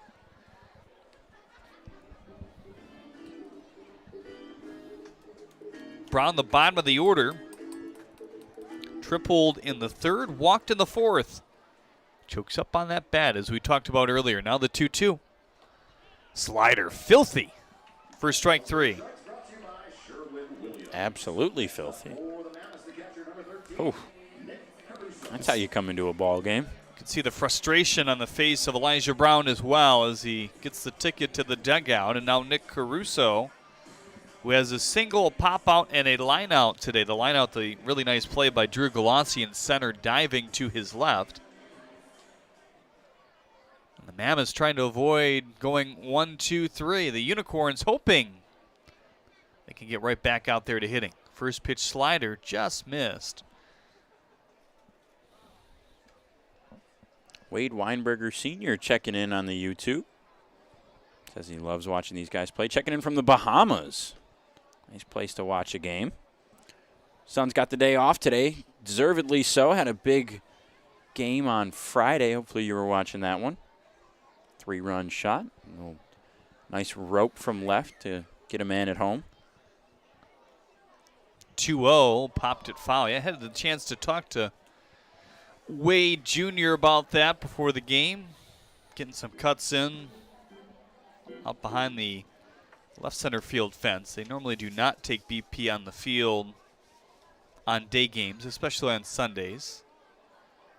But he said, hey, I wasn't necessarily trying to hit a home run. I was just trying to get a sac fly. I was expecting to go back to the dugout earlier than you would have to, trotting around the bases. But what an inning here for Perry Bewley in his pro debut. Strikeout swinging, strikeout looking. Weak contact to center field as well to Drew Galassi. And time for your 7th inning stretch here today, brought to you by Michigan Orthopedic Specialist.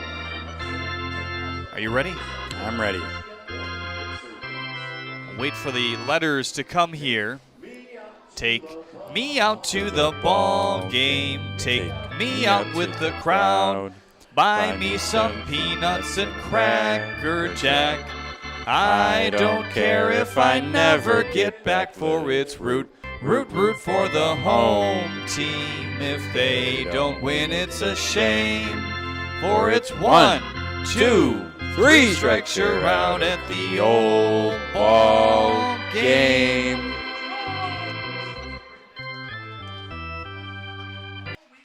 Back with more after this here on the USPBL Network. There's nothing better than a ball game at Jimmy John's Field and a cold beer from Midland Brewing Company. Hi, I'm Kyle, the head brewer at Midland Brewing Company, here to wish you a stellar time making memories at Jimmy John's Field. And we hope that you're living it up with a Copper Harbor Ale in your cup. You can find more of our selections here at the ballpark and around town at your favorite bottle shops too. We hope you have a ball at the game, and remember, enjoy responsibly. Let's play ball. Jimmy John's Field is the perfect venue. How do these business owners find the time for peace of mind? Because they rely on Tryon to handle difficult and time-consuming HR tasks like payroll, benefits administration, and more. Working with Tryon, one of the nation's top professional employer organizations, provides access to top-tier health care and employee benefit plans and its team of attorneys and HR experts. With Tryon, you don't have to grow it alone. Visit RelyOnTryon.com. You can always rely on Tryon. Welcome back to the USPBL Network in Jimmy John's Field here in downtown Utica, Michigan. It's Josh Hancock taking over here in the 7th inning. He comes in for Greg Lokinen. Lokinen's day is done after 6 complete, one of the longer outings we've seen from a USPBL pitcher this year. He finished with 7 Ks, giving up just 2 hits. And some of those other base runners were fielder's choices to Attilis and Sakopoulos. Sac fly by Castro, the only earned run charged to him today. Or the second, I should say. First pitch, Malik Bolin, 91, from Josh Hancock. Hancock, someone we've been waiting to see, was injured a little bit. Had some forearm tightness before he got here, before spring training, kind of came in injured, and they were hoping he could get it figured out and get back on the bump, and here he is. 6 appearances last year, including a start. Fly ball stroke to center field. Thomas in his tracks for the first out. Good swing by Malik Bolin, but nothing to show for it. 2-seam, 4-seam slider and a changeup for the 6'6", 250-pound righty out of Alamonte Springs, Florida. Went to Seminole State and Florida A&M. Matt Parkinson, the other catcher, will pinch hit for his fellow catcher Duncan Hewitt here. First pitch fastball at 90, fouled off.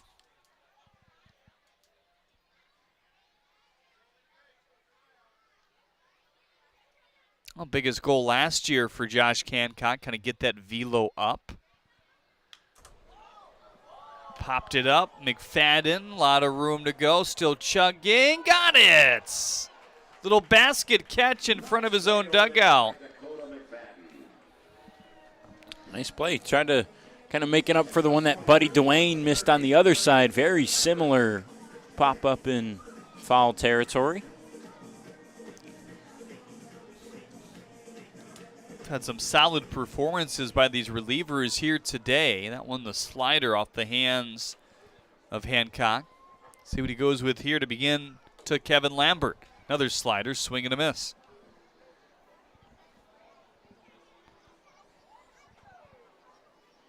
Good spin around the major league average for a slider. The 0-1, another one, why not? 0-2, Lambert trying to prevent striking out back-to-back here in the 6th and 7th innings. Overthrew that one. 1-2 on Kevin.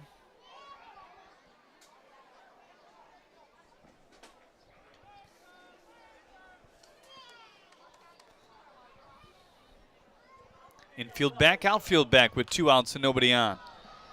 Caruso, McFadden staring that one into the stands.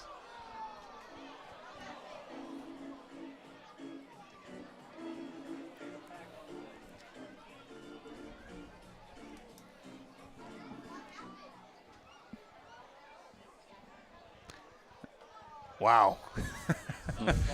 Watch it fly through the air like a curveball. The slider working for Hancock. His first K today. In and out.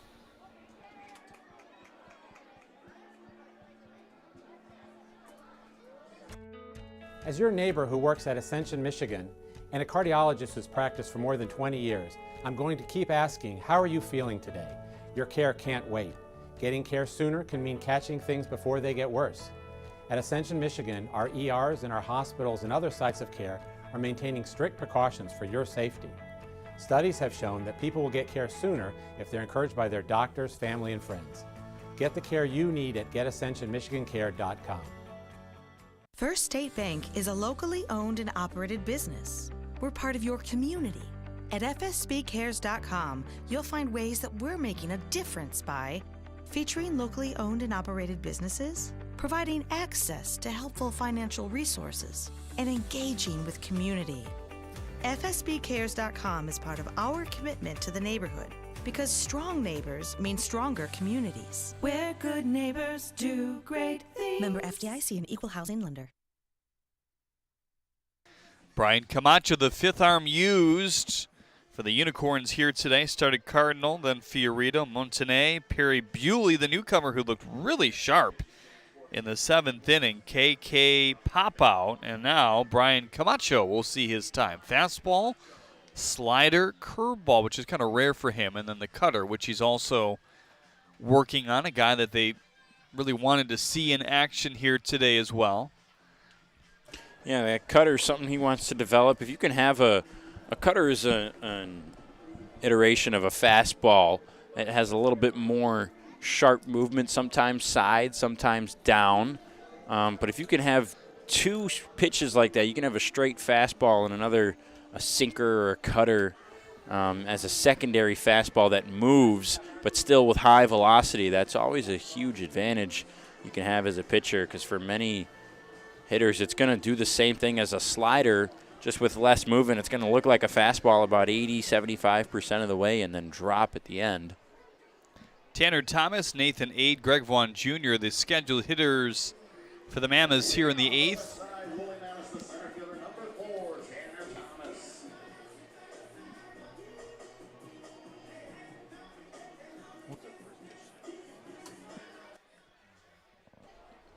We had a first pitch right on time today at 1:05. We're nearing the top of the hour here, 3 o'clock Eastern time, as Tanner Thomas fouls off 92 on the first pitch. Camacho out of Puerto Rico, the only member of his family that played baseball. Everyone else more of basketball minded for him. Converted pitcher back in his early teens. 0-1, swing and a miss. 92 by him. 92. Pretty good velocity from Camacho. Mitch Aker was going to use his coaching strings today without Jim Messian to kind of pull. Said he hadn't really seen Camacho much more than spring training, only once. Wanted to see him out there today and get the opportunity. The late kick in the 0-2. Again, another straight fastball backing Thomas off. Each one of them 92 so far here in the eighth inning.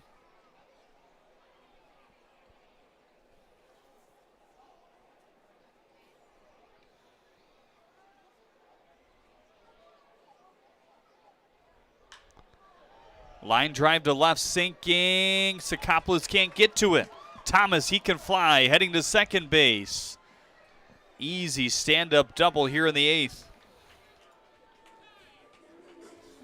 Yeah, it's a tough ball for Sakopoulos to get to, just continually fading away and away from him. Good job by Tanner Thomas. He saw some nasty-looking fastballs there at 92 pretty hard and was able to keep his cool, force out a line drive. Yeah, 92 with a lot of spin. I mean, he had slider-like spin on that last pitch that he turned around.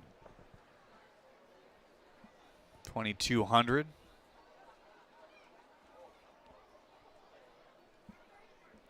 Here's the first pitch to Nathan Ade. 92. Inside.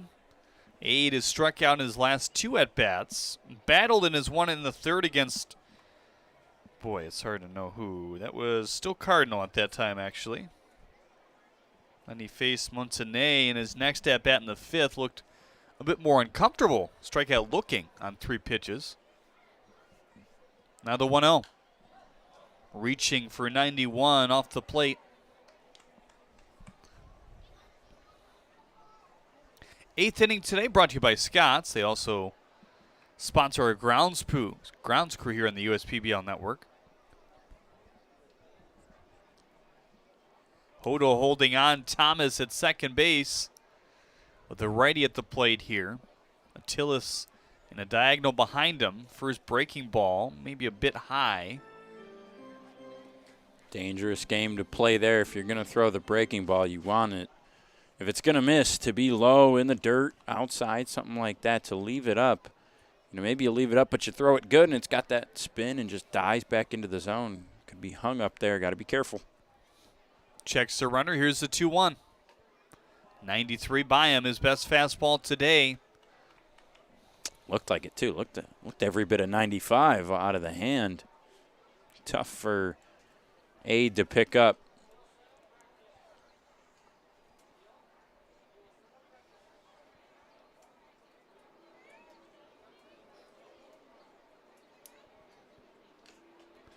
Tipped into the glove for strike 3. First K for Camacho here today. Big 1 in a 3-2 ball game. Just 1 run. The Mammoths trying to add some insurance. The Unicorns obviously trying to come back. Trailed at 3-0 at this point, but to get that strikeout with a runner, the leadoff runner in scoring position, is very big for Brian Camacho. Good recovery after the leadoff double.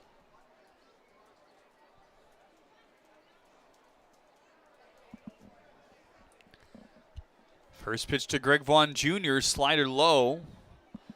Greg today an RBI ground out back in the first, a walk in the third, and a strikeout in the 5th. Not a lot of extra base pop for either of these two teams today. We saw the triple by Elijah Brown all the way back in the third, but that is it. Oh, and then the double by Thomas, obviously, to begin this inning.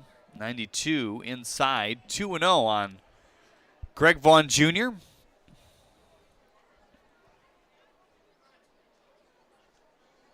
Fairmont State, his last stop at the Division II level this year, 9 1/3 innings with a 1.93 ERA. The 2-0 from the slide step, 93 and by him. Ramping it up as we go from bullpen arm to bullpen arm to bullpen arm. Yep, that makes it tough on the hitters. Fresh arm comes in. They can throw 90, 91, 92. Never really getting any relief. We've seen 7 total arms from both of these two teams. The 2-1. Fastball inside. We know Camacho has the velocity. The thing for him moving forward is the command and the locating. He's had a few well-located ones today. Others like that last, kind of losing control of it a little bit. Thomas bluffing. That can get in your mind with the speed he has. Full count now. Catherine Sharkey on Facebook asks, does Donovan Thacker play today for the Mammoths? He will not. He's unfortunately on the injured reserve after he threw a pitch the other day. That was back in the first inning and kind of grabbed his side, but doesn't seem that severe. We ran into him in the clubhouse earlier today. Yeah, I spoke with Mitch Aker about that one. Says Thacker's going to be all right. He's dealt with that injury before. That one hits the inside corner. Vaughn Jr. flustered, but that's 92. Not much you can do with that, even if you put a bat on it. Yeah, it's really good placement from Camacho. Low inside, even if you get a barrel there, it's going to be hard to get any meaty part of that bat. But yeah, Mitch Aker said he's had that oblique injury before, kind of on near your ribs, going down your side towards the back. Oh, looks like Hewitt was crossed up there. As he'll quickly go out to visit Camacho. There's Tanner Thomas. He led off this top of the 8th inning with a double.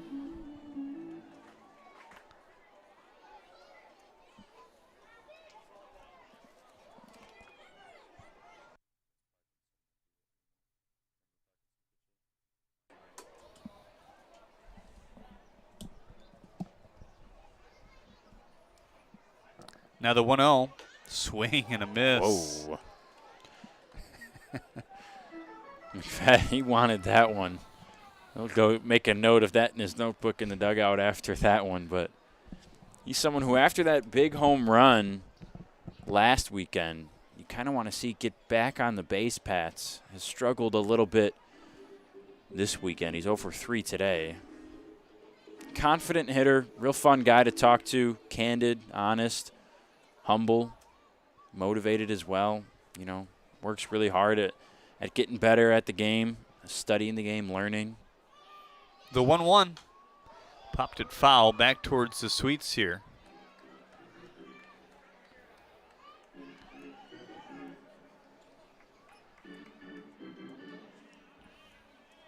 Kind of an update on the rain. It doesn't even look like it would hit us by 5:30. Obviously, we won't even be around by then, but that's when most of the rain is out of the area here. So fingers crossed on that one. Here's the 1-2. Swing and a miss. How about Brian Camacho strikes out the side here in the 8th inning. Ade, Vaughn, McFadden all go down after 17 pitches of work from the right-hander. You dreamed of starting a company, not an HR department, but your business has grown fast, and so have the complexities of payroll and taxes, benefits administration, and other HR functions. That's why your business needs a professional employer organization like Tryon Solutions. Tryon provides businesses of all sizes access to top-tier healthcare and employee benefit plans. With Tryon, you don't have to grow it alone. Visit RelyOnTryon.com. You can always rely on Tryon. While credit cards help pay for everyday expenses, carrying a balance each month can be tough on your budget. Since interest rates compound daily, the amount you owe gets bigger and bigger each day the balance goes unpaid. A Green Path debt management program helps you regain control of your finances by lowering credit card interest rates, reducing your monthly payments, stopping late fees, improving overall financial health, paying off credit card debt in 5 years or less. Our caring certified counselors work with you to understand your financial picture and support you on the steps to get control of high interest debt and achieve financial health. Call 844-572-5921 and get control of high interest credit card debt today.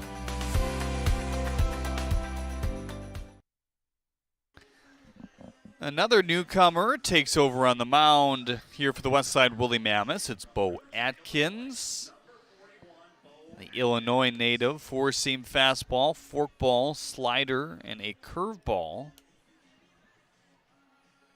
Not sure if we'll see the forkball or not, but it sounds like he uses that a fair amount in talking to him and Mitch Aker. He says he kind of digs more in on that forkball when you split your 2 index and middle fingers. I was talking to Nick Caruso, his catcher now, obviously, about catching the splitter, which is a very similar pitch. But he said it's a hard one. If you've never seen it, especially from that specific guy, because a good one will break sharply and quickly. Yeah, I even asked Nick, we were in the clubhouse talking to Bo, and Nick overheard forkball.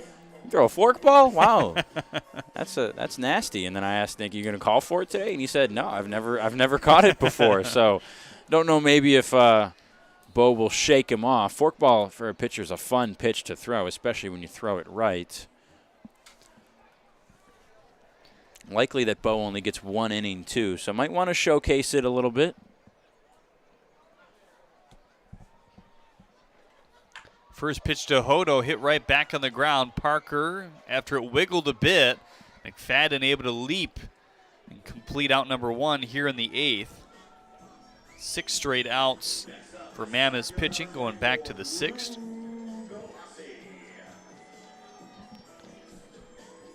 Here's Drew Galassi. He had a single back in the 6th to pop out in the 3rd and a strikeout looking in the 1st. So this Mammoths pitching staff certainly intriguing with Adrian Cook being added to the fold on this arm right here. Yeah, they've really bolstered it quite a bit, especially with how Colin Ledbetter has looked lately.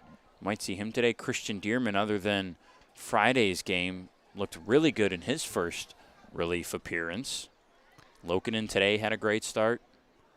1-0, nearly nipped the elbow there at 88. 2-0 on Galassi. And we still have yet to really see, obviously, Rafi Vasquez and Donovan Thacker, those two on the injured reserve right now, two guys who can have some really good outings as well. Swung through the fastball at 87. This 8th inning brought to you by Valpak. We thank Valpak for their sponsorship of the USPBL. It's a live 87 on that fastball. You could hear the pop in Caruso's glove. 2-1 low. 3-1 now on Galassi.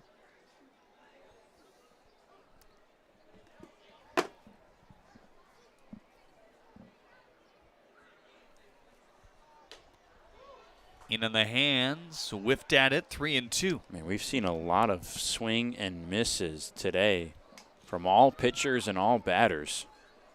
It's been a high velocity day.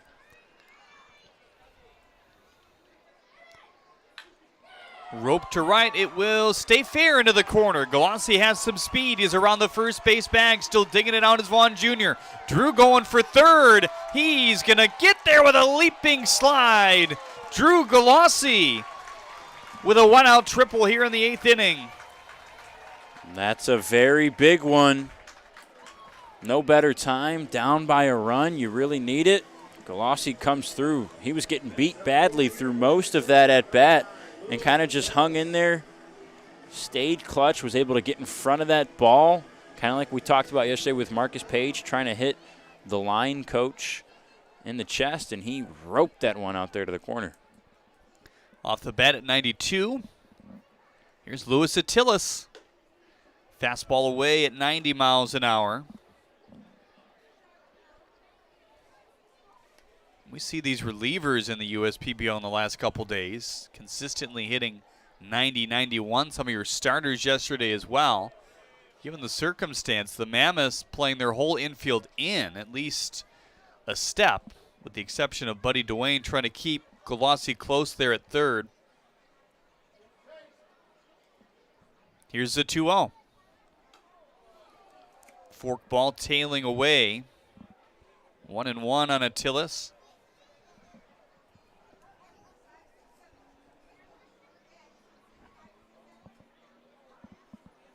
Fielder's choice in his last at-bat. Trying to pull that fastball back in. Caruso couldn't buy the call. Atkins was hoping for it. He was close. That was a pretty good frame job by Caruso. Doesn't get any easier. Sakopoulos, Castro, Childress lurking. 3-4-5 in this lineup today for Adrian Guzman. The 3-1 in on the hands. The slider that's popped foul.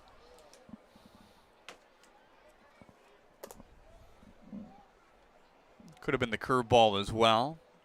It's hard to differentiate these pitches sometimes when they throw both a slider and a curve, especially when they're new and we haven't seen them all too much. Full count delivery. Outside, gets by Caruso. Galassi coming home. Swims his way into home plate for a tie score here in the 8th inning.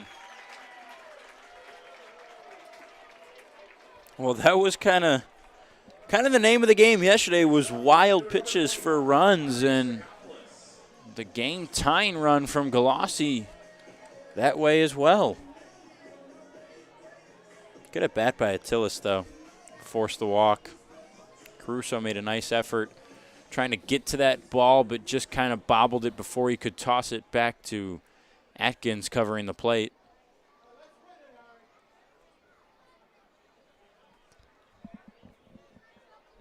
Here's Ari Sakopoulos trying to break his 0 for 3.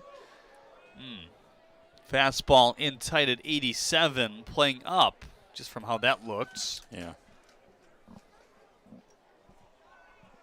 Kind of how these Fastballs from Atkins have seemed today.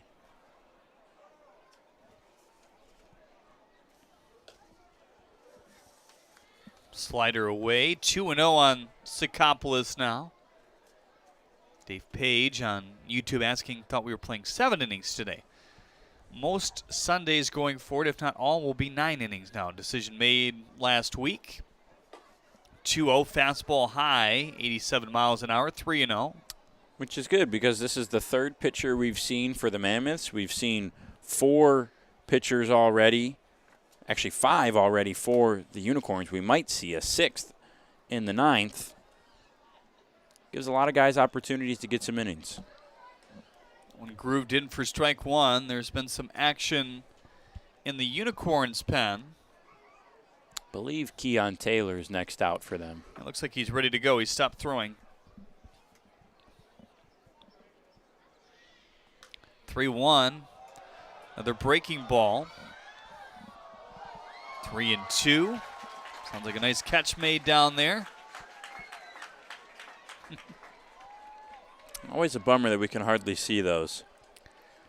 Yeah, our field of view, we've got a lot going on here. We got the flight scope to our left, a big monitor to our right, laptops. Yeah. Baseball game. Yeah, the kind of press box which blinds our view to the grandstands to the left and right. Good view of the field, though. Popped up. Third base line, Dwayne under it. So is Caruso. It's Caruso who takes charge for out number 2. That's a big one with the go-ahead run standing on first. Yeah, Sikopoulos understandably frustrated with himself there. That was a good at-bat. Worked it long. Fought off some good pitches. But in the end, doesn't quite get the result he had hoped for. Here's Leandy Castro now. Had a single back in the 2nd, a strikeout in the 4th, and a sacrifice fly in the 6th. First pitch slider pumped in for strike 1. 3-3 game here in the 8th inning.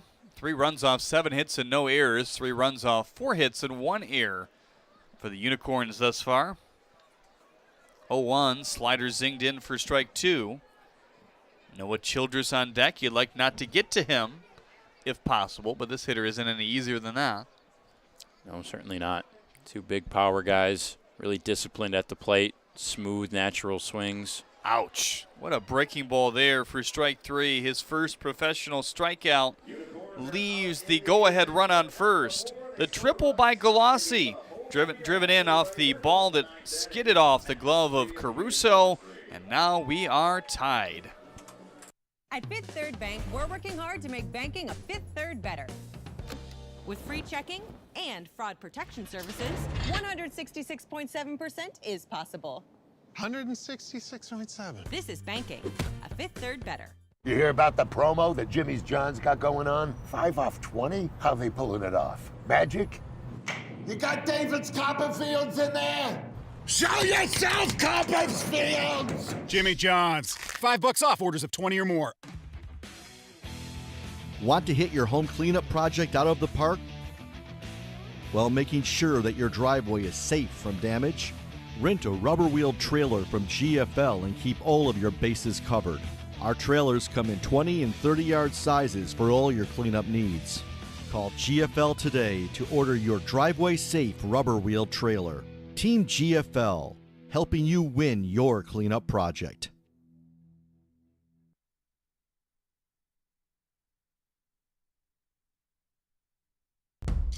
Jimmy John's Field is the perfect venue for birthday parties, summer picnics, company outings, and provides the best entertainment in Metro Detroit with great baseball all summer long. Spend your summer nights under the lights at Jimmy John's Field in historic downtown Utica. The 6'5" sidearmer, Keon Taylor, takes over on the bump here, 24 years old. Graduate of Georgetown in the NAI in Kentucky.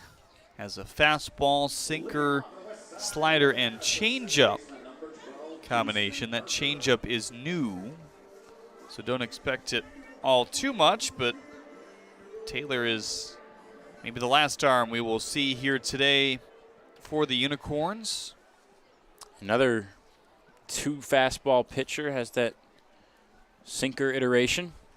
Carsey Walker also available today, but he is scheduled to pitch in a non-public on Wednesday. That hit him? Did it? Huh. Gotta check it out on the replay here. Didn't look like it did, or did it? He's kind of stick that elbow must out. have just tucked the elbow. Had to have. That's why he's down at first. The pitch clock doesn't give you that much of a benefit. Just a ball. Plus, obviously, there's 3 balls. As Gunnar Rainey looks at a ball outside. He had a single back in the 4th, a strikeout in the 7th, and a ground out in the 2nd inning as well. Slight breeze that you can see in the pennants in left field has picked up. American flag still limp in right center as Keon Taylor delivers strike 1 to Gunnar Rainey. Buddy Duane would be next, and then the bottom of the order in Elijah Brown. He has one of the 3 runs scored. Does Brown in this game for the Mammoths? 1-1, try to check his swing, could not on the wipeout slider.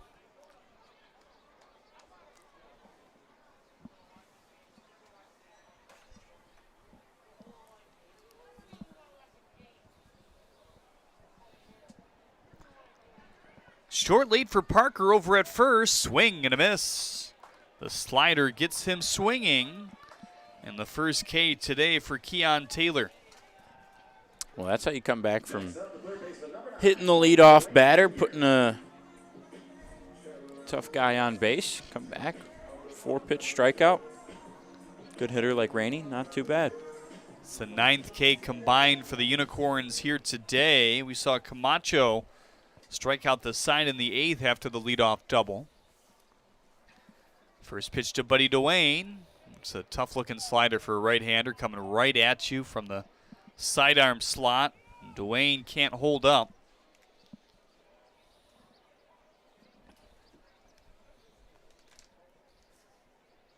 Waiting on the 0-1. Another one. He's tucked away the fastball for the moment and go on slider, slider, slider. And it's working as well. 0-2 on Duane. Slider's such a tough pitch to hit if it's thrown properly. Usually the fastball is set up more by some pitchers, but Taylor's just working with it. There's the fastball, zinged in at 87. And Duane goes down looking. So that's now what? 1, 2, 3, 4, 5, 6, 7 Ks in the last 3 innings for Unicorns pitchers. 7 in the last 9 batters. It's Bewley, Camacho, Taylor all combining for those. Bewley looked really strong in his 1 inning in the 7th as well. Yep. Fastball at 88. Camacho gave up a double and then had a great 3 strikeouts after that.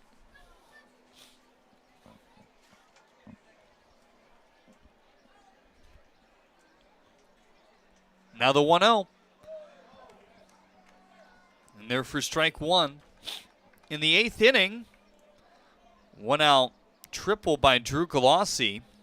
Then the ball off the glove of Caruso allowed the tying run to score. 1-1 away, 2-1 on Brown. Triple walk and a strikeout for the shortstop here today. Was able to score on that triple back in the 3rd. That's the last run scored for the Mammoths. He's played mostly outfield thus far here in the USPBL, 2-2.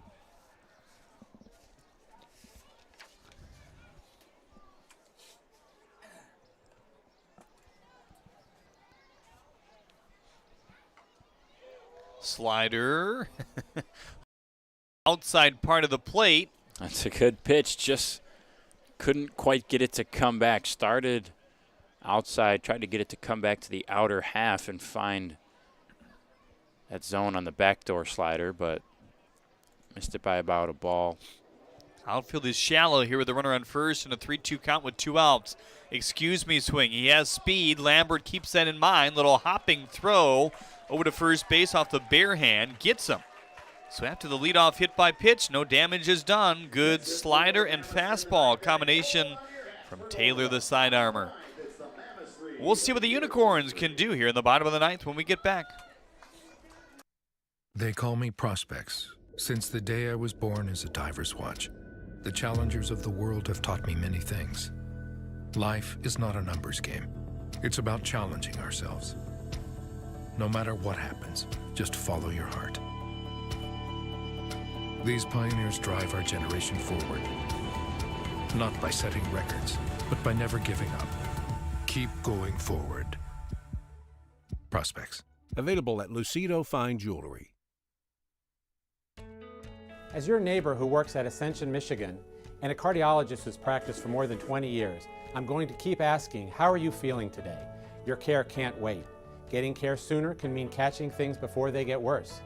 At Ascension, Michigan, our ERs and our hospitals and other sites of care are maintaining strict precautions for your safety. Studies have shown that people will get care sooner if they're encouraged by their doctors, family, and friends.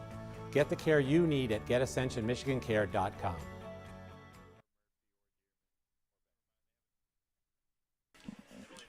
Bo Atkins on the mound for his second inning of work after throwing 22 pitches in the eighth. A triple and a walk was all that needed to happen to tie this game up for the first time today. So the Unicorns looking to walk it off here in the bottom of the ninth.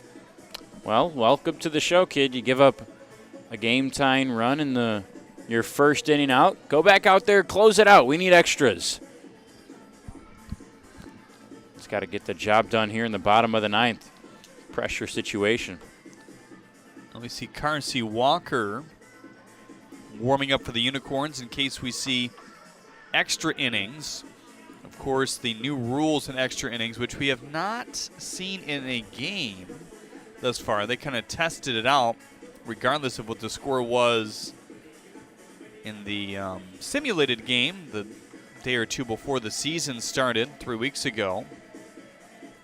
The first extra inning will be played straight up with normal rules. The last out of the previous inning that they batted will start at second base. And then if each team does not score in either half of the inning and we are still tied, they'll come together coin flip, and the team that wins the coin flip has an option to either hit or pitch. First pitch to Childress. Big swing as he loops it foul. And then depending on what they decide to do will depend on whether they win. If they decide to hit and don't score, you lose. If you decide to hit and you score, you win. And vice versa if you decide to pitch. Childress, gloved by Dwayne, hesitates as he had some time for the first down here in the ninth.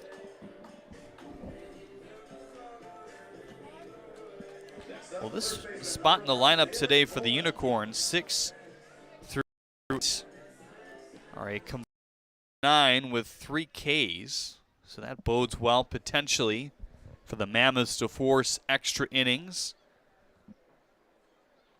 Bolin looks at a slider low, 1-0.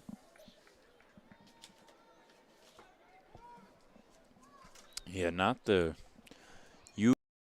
that line you would expect of this group of hitters on this Unicorns team. Really all day. We knew today was not going to be a high offensive potency day, especially from this Unicorns lineup who's so powerful in the heart, but would have expected maybe a little bit more out of these guys. Another snappy slider in for strike one. With that being said, it's been a great pitching day on both sides. Been tough stuff to hit every inning. The 2-1 in on the hands, shoveled towards Brown, plays it, and the mini stretch there by McFadden for the second out. It's really one of the only times we've had to see Brown make a throw today. Made a nice throw there. It's like, as we talked about, he doesn't really play short a whole lot.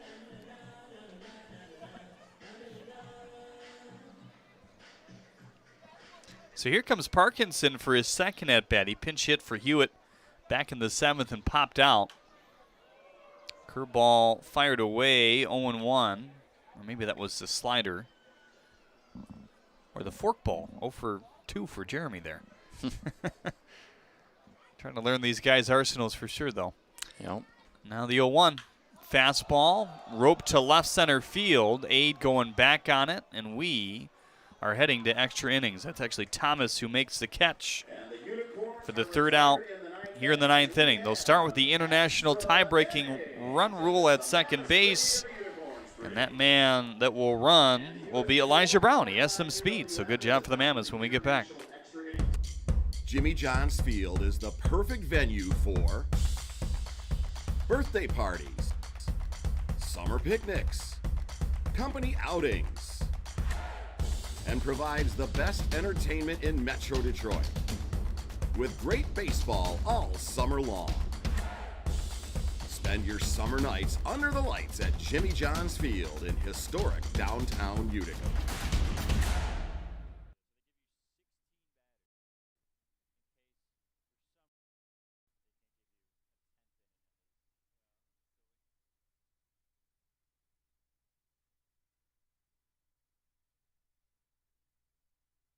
Keon Taylor back out there for his second inning of work. Hit the first batter he faced in the top of the 9th. But then struck out Rainey and Dwayne with some good sliders and a fastball here or there. Got Elijah Brown to ground out, and that's why Elijah will start on second base as we play out the 10th in our new extra inning rules.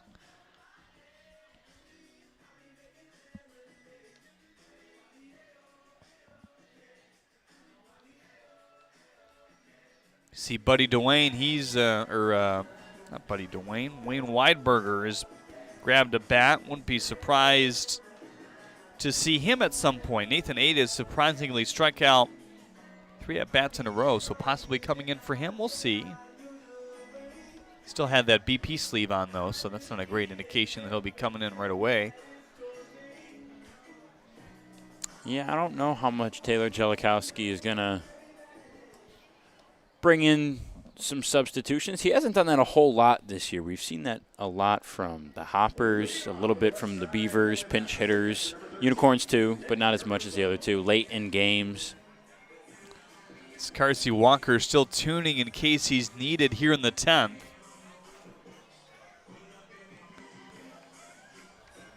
I've yet to see Colin Ledbetter. We'll likely see him at the bottom half of this 10th inning.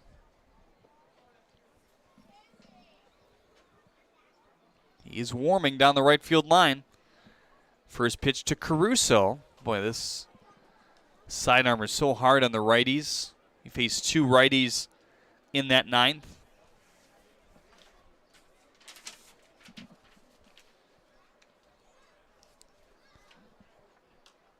That one in on the hands. So scheduled to see 2 more righties with the top 3 if they keep everything the same. In this Mammoths lineup, Tanner Thomas, the lone lefty. Brown, the other one. He's on second base right now. Here's the 0-2.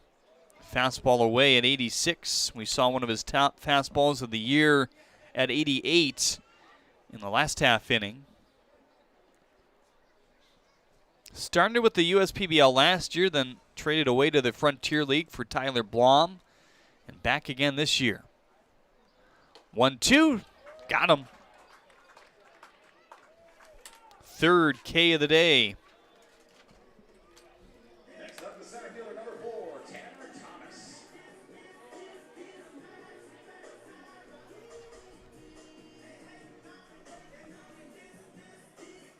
It looks like Nathan Aid on deck still, so no sign of a pinch hitter yet. The guys available are only Keyshawn Lynch and Wade Weinberger. First pitch to Thomas off the shin guard there of Parkinson, zinging all the way to the corner. Boy, with the speed of Elijah Brown, you really had to think about maybe sending him home, Yeah. but Parkinson got to it with enough time. Carsey Walker has stopped throwing, so he is ready to go if needed. He's the righty as well.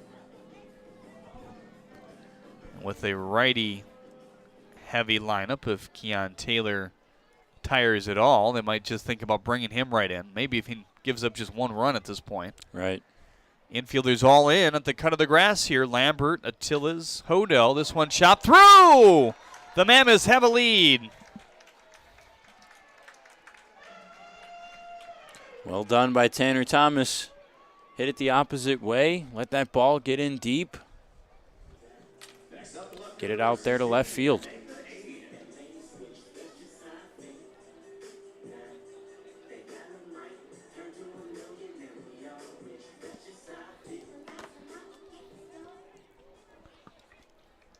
Nathan Ade, RBI single and a stolen base back in the first.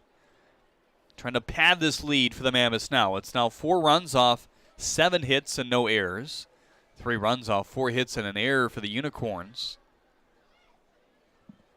Taylor pounds the zone with strike 1. That's kind of how these runs have happened today. Not a lot of, hard hit balls per se, just kind of station to station.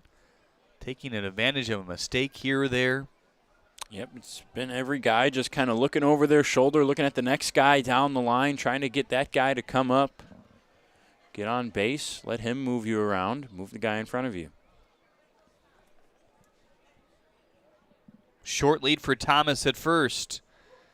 Cuts and misses at the fastball at 85, kind of uncomfortable looking. Ade's had a lot of pitchers that have dialed some tough pitches at him, I feel like. Yeah, he's taken the brunt of some of the good stuff today. 6 different arms used today. The 1-2, line drive into center. Galassi glides over for out number 2. One looked like it might have had a chance to flare out and kind of die and drop in for a single, but it just held up there in the jet stream, carrying out to Galassi.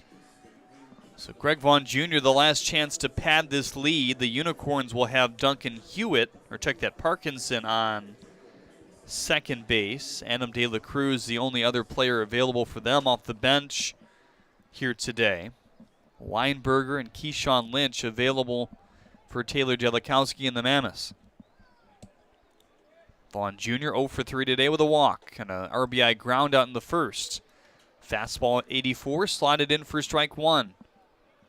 Second inning of work for Keon Taylor. He's through 25 tosses today. Delays the 0-1. Slider for strike 2. Boy, that slider, that's so hard to hit from that sidearm angle that he delivers it at, especially to righties. It starts so far inside and comes back across the plate. 0-2 in on the hands, popped him up. Pretty harmless. Hodo gliding for out number 3 here in the 10th inning.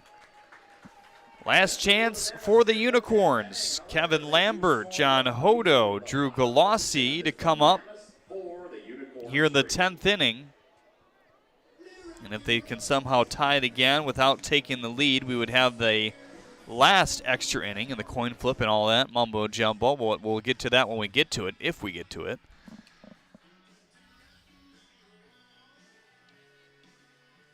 Thank you for tuning in on this Sunday here on the USPBL Network. Good amount of fans coming in attendance, really all weekend long. Number of events surrounding the baseball as well. Next Thursday is Polish American Heritage Night at the ballpark. Looking forward to some pierogies. A little pregame meal there. You can join the USPBL for Polish American Heritage Night. Listen live to music from Dwayne Malinowski's Polka Band on the soundstage in right field before and during the game, and eat authentic Polish food. $25 Polish Night Party Patio Combo ticket. You can purchase it on uspbl.com/promotions. Get a ticket in the right field patio, 1 Polish combo plate, which includes 2 pierogies, a stuffed cabbage roll, and a kielbasa, along with sauerkraut. You can also purchase a $10 Polish Night Party Patio only ticket. That gets you to the right field patio. And a third available for $15 is a t-shirt that can be added to any ticket purchase. And on top of that, it's Thirsty Thursdays presented by Dave & Buster's. Dave & Buster's not too far from the ballpark, just off of Hall Road. Enjoy drink specials all night, including $2 Bud Lights and Budweiser's, 12-ounce, and $5 craft beers in the Craft Beer Garden. Boy, they got a lot in store for us on Polish American Heritage Night. Yeah, so it's a Thursday, Friday rotation next week. We will start off with the Unicorns and Beavers and the Hoppers and Mammoths. Friday, of course, Fireworks Friday. High school seniors can also call the box office to redeem a free lawn ticket, so that's cool. That's courtesy of Summit Oral.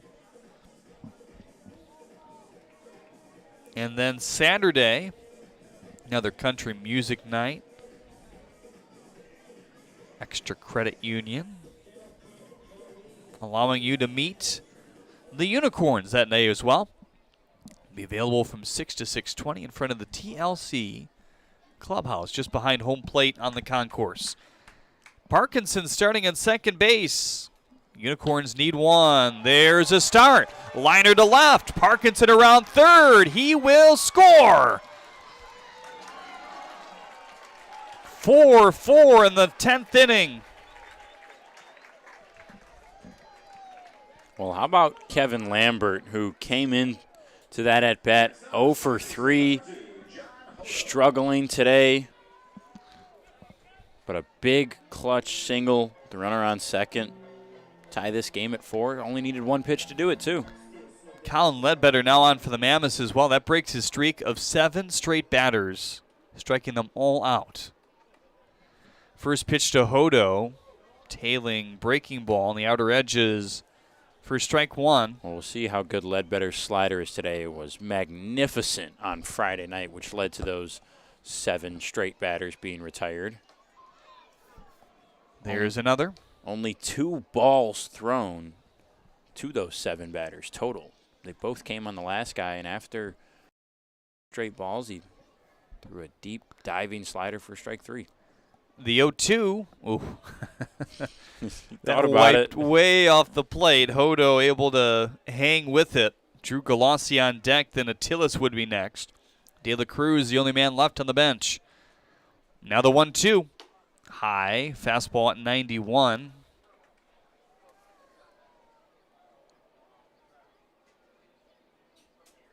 Sinker, slider, circle change. Mostly just sinker, slider, and that one's waved at and missed for strike 3 here in the 10th. Tough break for Hodo. He'd like to have that one back in a clutch spot, a pitch in the dirt, opposite batter's box.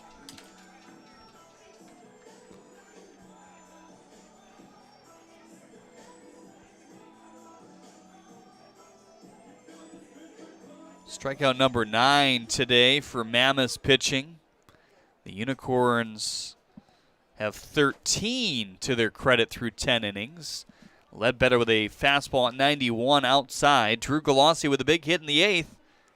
Came around to score the tie of the game up at that point at 3s. Outfield fairly deep, infield back. He with a runner on first base and 1 out. 2-0 on Galassi, right part of the lineup here if you don't want to see another extra inning. Righty on lefty. Galassi just trying to get a bat on it. High and away. That one is best fastball today, but at 93. 4 runs off 7 hits and no errors for the Mammoths. 4 runs off 5 hits and an error for the Unicorns. What will crack here in the bottom of the 10th? 3-0. Big lifting swing and a miss at the 92-mile-an-hour fastball. Well, Galassi knew he had the green light with the 3-0 count. Knew Ledbetter was going to have to come to him. But that 93 behind that fastball. Slider in. First walk of the inning. The only run that matters to this point is Lambert standing on second base. As long as he doesn't get out at some point here.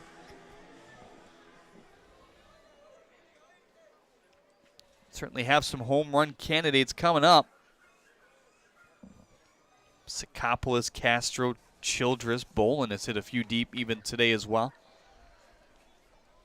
Attilas today a walk and a fielder's choice in his last couple at-bats. First pitch, 90.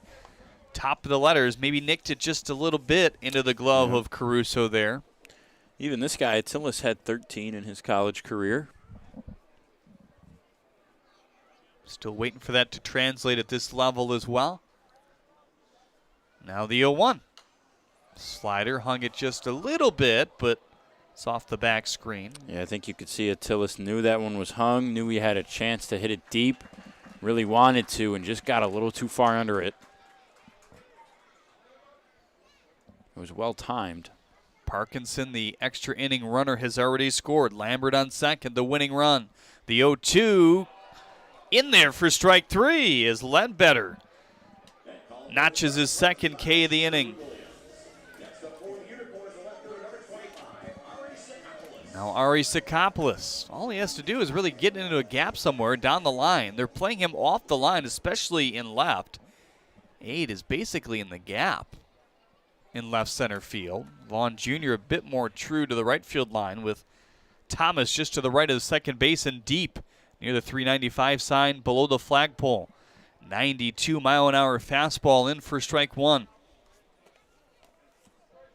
Yeah, there's a lot of room in this outfield right now for Sikopoulos. They know he's more of a pull hitter, but we've seen him go the opposite way a couple times. Really got to try to let that ball get in deep and just push it down the left field line. Virtually no wind. Actually, the flagpole and the American flag in right center is blowing slightly in. But it's just kind of a little swirling type of action, not the normal way out into the gaps. The crowd silent, the 1-1. Slider in. Busting him away, and now it's more limp. Yeah, the wind has just been a non-factor today, really. That's why we see this low-scoring pitching duel we've had. 2-1, fly ball right field, carrying Vaughn Jr. back, but he will make the catch just in front of the warning track. The ball just not flying here today, and we will head to the 11th inning for the first time in the USPBL this season. They will flip a coin to see who does what, and if you win that coin toss, then you will be allowed to pick whether you want to pitch or whether you want to hit. If you decide to hit and do not score, you lose. If you score 1 or more, you win. The coin has been flipped, and it looks like the Unicorns have won. But what are they doing? I think they're going to stay up to hit. Looks like Jellikowski pointed to his team to get back out to the field. Carsey Walker emerging out of the bullpen, so he won't be needed. There is no bottom half of the inning.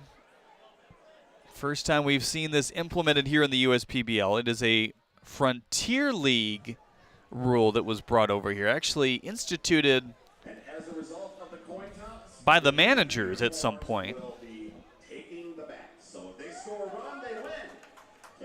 So they get a runner on first base now. It's Ari Sikopoulos, who just made that last out, who will run, or they can choose to bring De La Cruz off the bench if they'd like.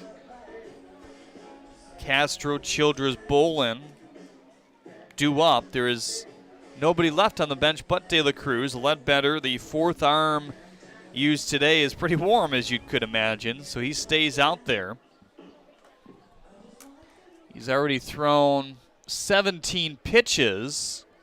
The 10th inning started with Parkinson on second base. He was driven in immediately on the first pitch on a hotshot RBI single by Kevin Lambert. Then the strikeout by John Hodo.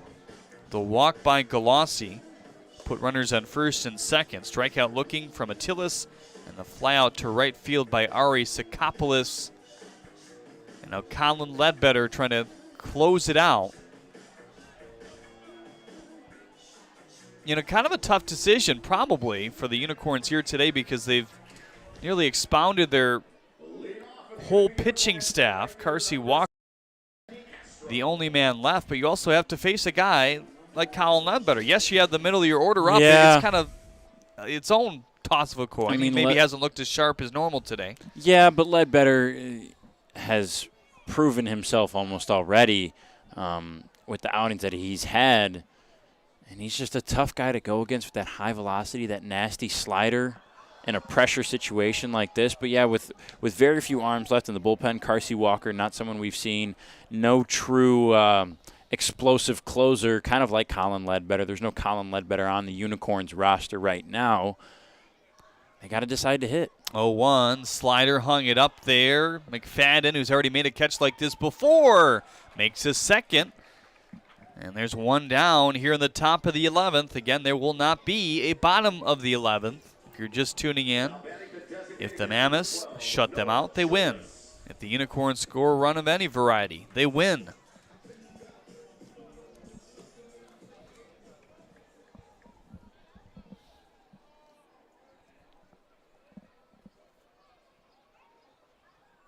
First pitch to Childress. Baffling slider. Beautiful pitch. Inside slider. Kill it on that front foot. Childress thought it was going to be an inside fastball. Now the 0-1. Try to check it on the 92. Did he? He did. And the pitch was ruled high.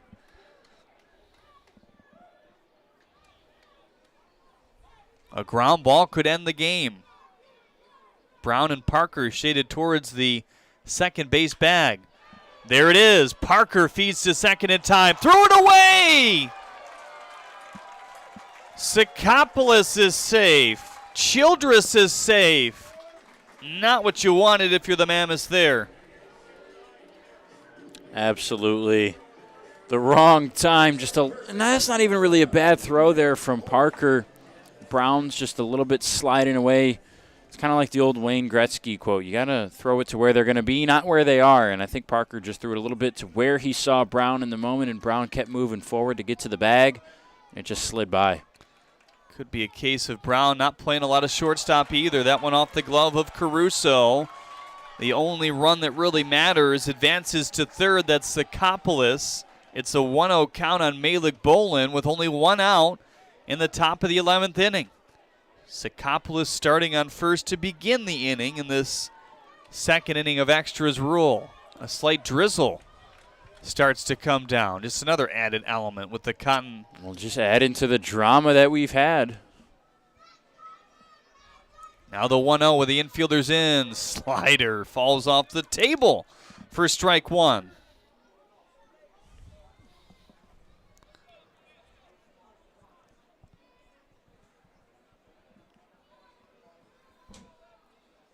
Here's the even pitch, tipped into the glove. Dwayne on third, Brown on short, Parker at second, McFadden over at first. The outfielders are very shallow as well. Even on a flyout, they're going to try to advance and win this game, obviously. Yep. 1-2, popped it in the air. Thomas going back. That might do it. Sikopoulos tagging up. Here he comes home. Thomas airing it out. Ball game over. The Unicorns take it in walk-off fashion. 5-4 here today.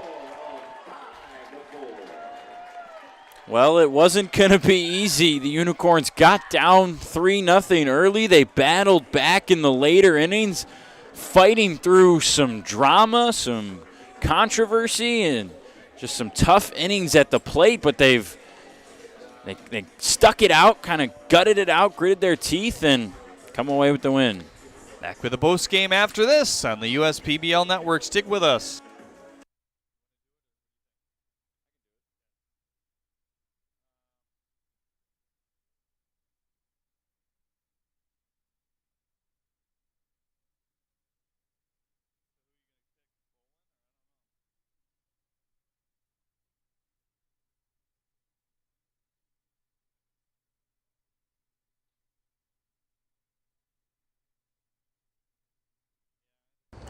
There's nothing better than a ball game at Jimmy John's Field and a cold beer from Midland Brewing Company.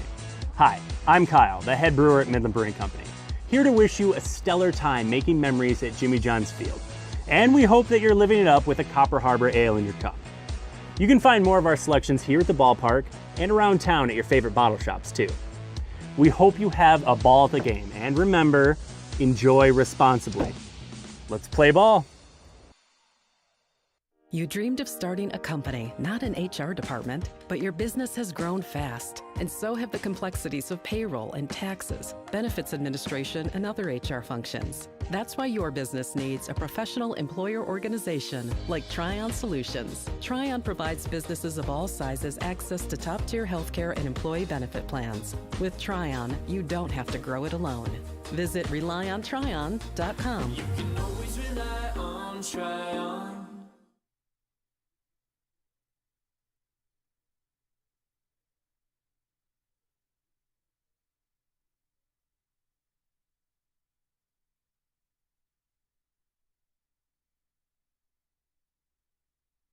Well, a walk-off win here today for the Unicorns in our can't spit it out here. Your new extra inning rules here in the 11th inning. The 10th inning, it's straight up with the international run rule at second base. If the game is still tied, both teams ended up scoring in the top of the 10th and the bottom of the 10th inning. It will continue to the 11th. As you saw the coin flip, the Unicorns won. They decided to go out and hit, which was the proper decision in the end. Sakopoulos was the runner on first base. He advanced to second off the error from Parker that put runners on first and second. They advanced to second and third as the ball got by Caruso. And Bolin, just trying to get a piece of the ball, stroked it to center field. Thomas was playing in, had to go back on it slightly, but too far in the end to chuck it home, as Ari Sakopoulos came home for the winning run. We saw a lot of good relief pitching in this game, and you wouldn't necessarily think that it was the easiest way to win this game in the 11th, going against Colin Ledbetter. Maybe didn't look as pinpoint and sharp as he did in the last game. That's probably unbeatable what he did there, striking out the last 7 and getting ahead of nearly every hitter just a couple days ago. We certainly saw some good innings by the newcomers Perry Bewley and Bo Atkins today. Camacho looked strong after he allowed a leadoff double in the 8th. Struck out the side to the middle of the order, this Mammoths. So there's a lot to get to as this season continues to unfold. And the summer showcase coming up next week, where a lot of these college players who couldn't get here before because of various reasons, and a lot because they were still playing, they will be up for grabs for all of these teams. So a lot of competitiveness going on in terms of who will keep a spot and who won't in the USPBL. Brennan should back with our player of the game shortly here on the USPBL Network. Stick with us. A big win for the Unicorns here today.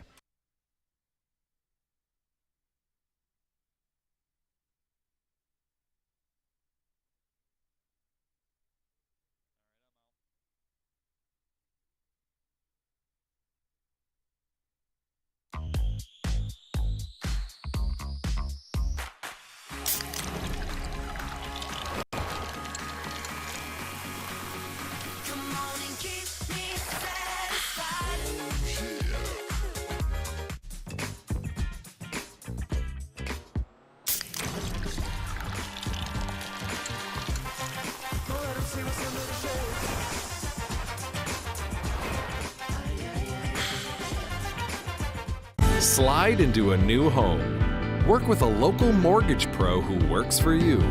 Get a cheaper, faster, easier home loan. Find a mortgage broker near you today at findamortgagebroker.com. While credit cards help pay for everyday expenses, carrying a balance each month can be tough on your budget. Since interest rates compound daily, the amount you owe gets bigger and bigger each day the balance goes unpaid. A GreenPath debt management program helps you regain control of your finances by lowering credit card interest rates, reducing your monthly payments, stopping late fees, improving overall financial health, paying off credit card debt in 5 years or less. Our caring certified counselors work with you to understand your financial picture and support you on the steps to get control of high-interest debt and achieve financial health. Call 844-572-5921 And get control of high-interest credit card debt today. Every summer, my family loves to have a neighborhood movie night in our backyard. And with my Chevy Blazer, I can head out and get everything we need for a great night. It has plenty of room for picking up friends, and the available hands-free liftgate is perfect for loading unhandy supplies. You know, it may be movie night, but my Blazer is the main attraction wherever I go. Lease a 2022 Blazer 2LT for just $239 a month for 24 months. Put it in D and see why Chevy drives the Motor City.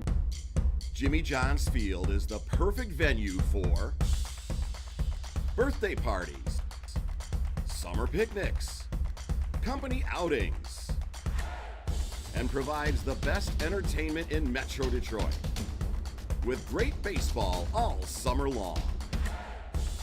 Spend your summer nights under the lights at Jimmy John's Field in historic downtown Utica.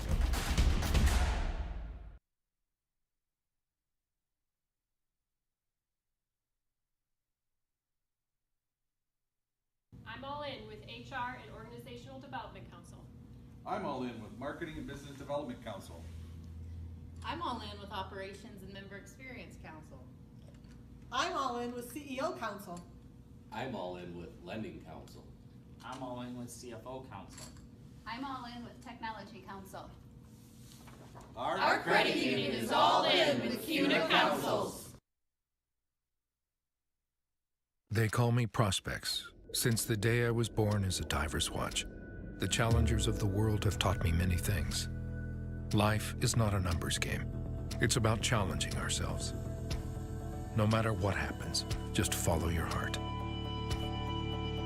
These pioneers drive our generation forward, not by setting records, but by never giving up. Keep going forward. Prospects. Available at Lucido Fine Jewelry.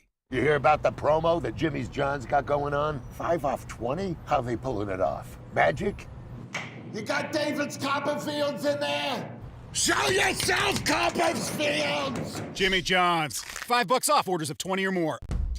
Jimmy John's Field is the perfect venue for birthday parties, summer picnics, company outings, and provides the best entertainment in Metro Detroit with great baseball all summer long. Spend your summer nights under the lights at Jimmy John's Field in historic downtown Utica. Every summer, my family loves to have a neighborhood movie night in our backyard. And with my Chevy Blazer, I can head out and get everything we need for a great night. It has plenty of room for picking up friends, and the available hands-free liftgate is perfect for loading unhandy supplies. You know, it may be movie night, but my Blazer is the main attraction wherever I go. Lease a 2022 Blazer 2LT for just $239 a month for 24 months. Put it in D and see why Chevy drives the Motor City. Make your move with a quick and easy mortgage from Genesis Credit Union. We have mortgages to fit your life. Genesis Credit Union. Visit us today. Slide into a new home. Work with a local mortgage pro who works for you. Get a cheaper, faster, easier home loan. Find a mortgage broker near you today at findamortgagebroker.com. Why are all these business owners smiling?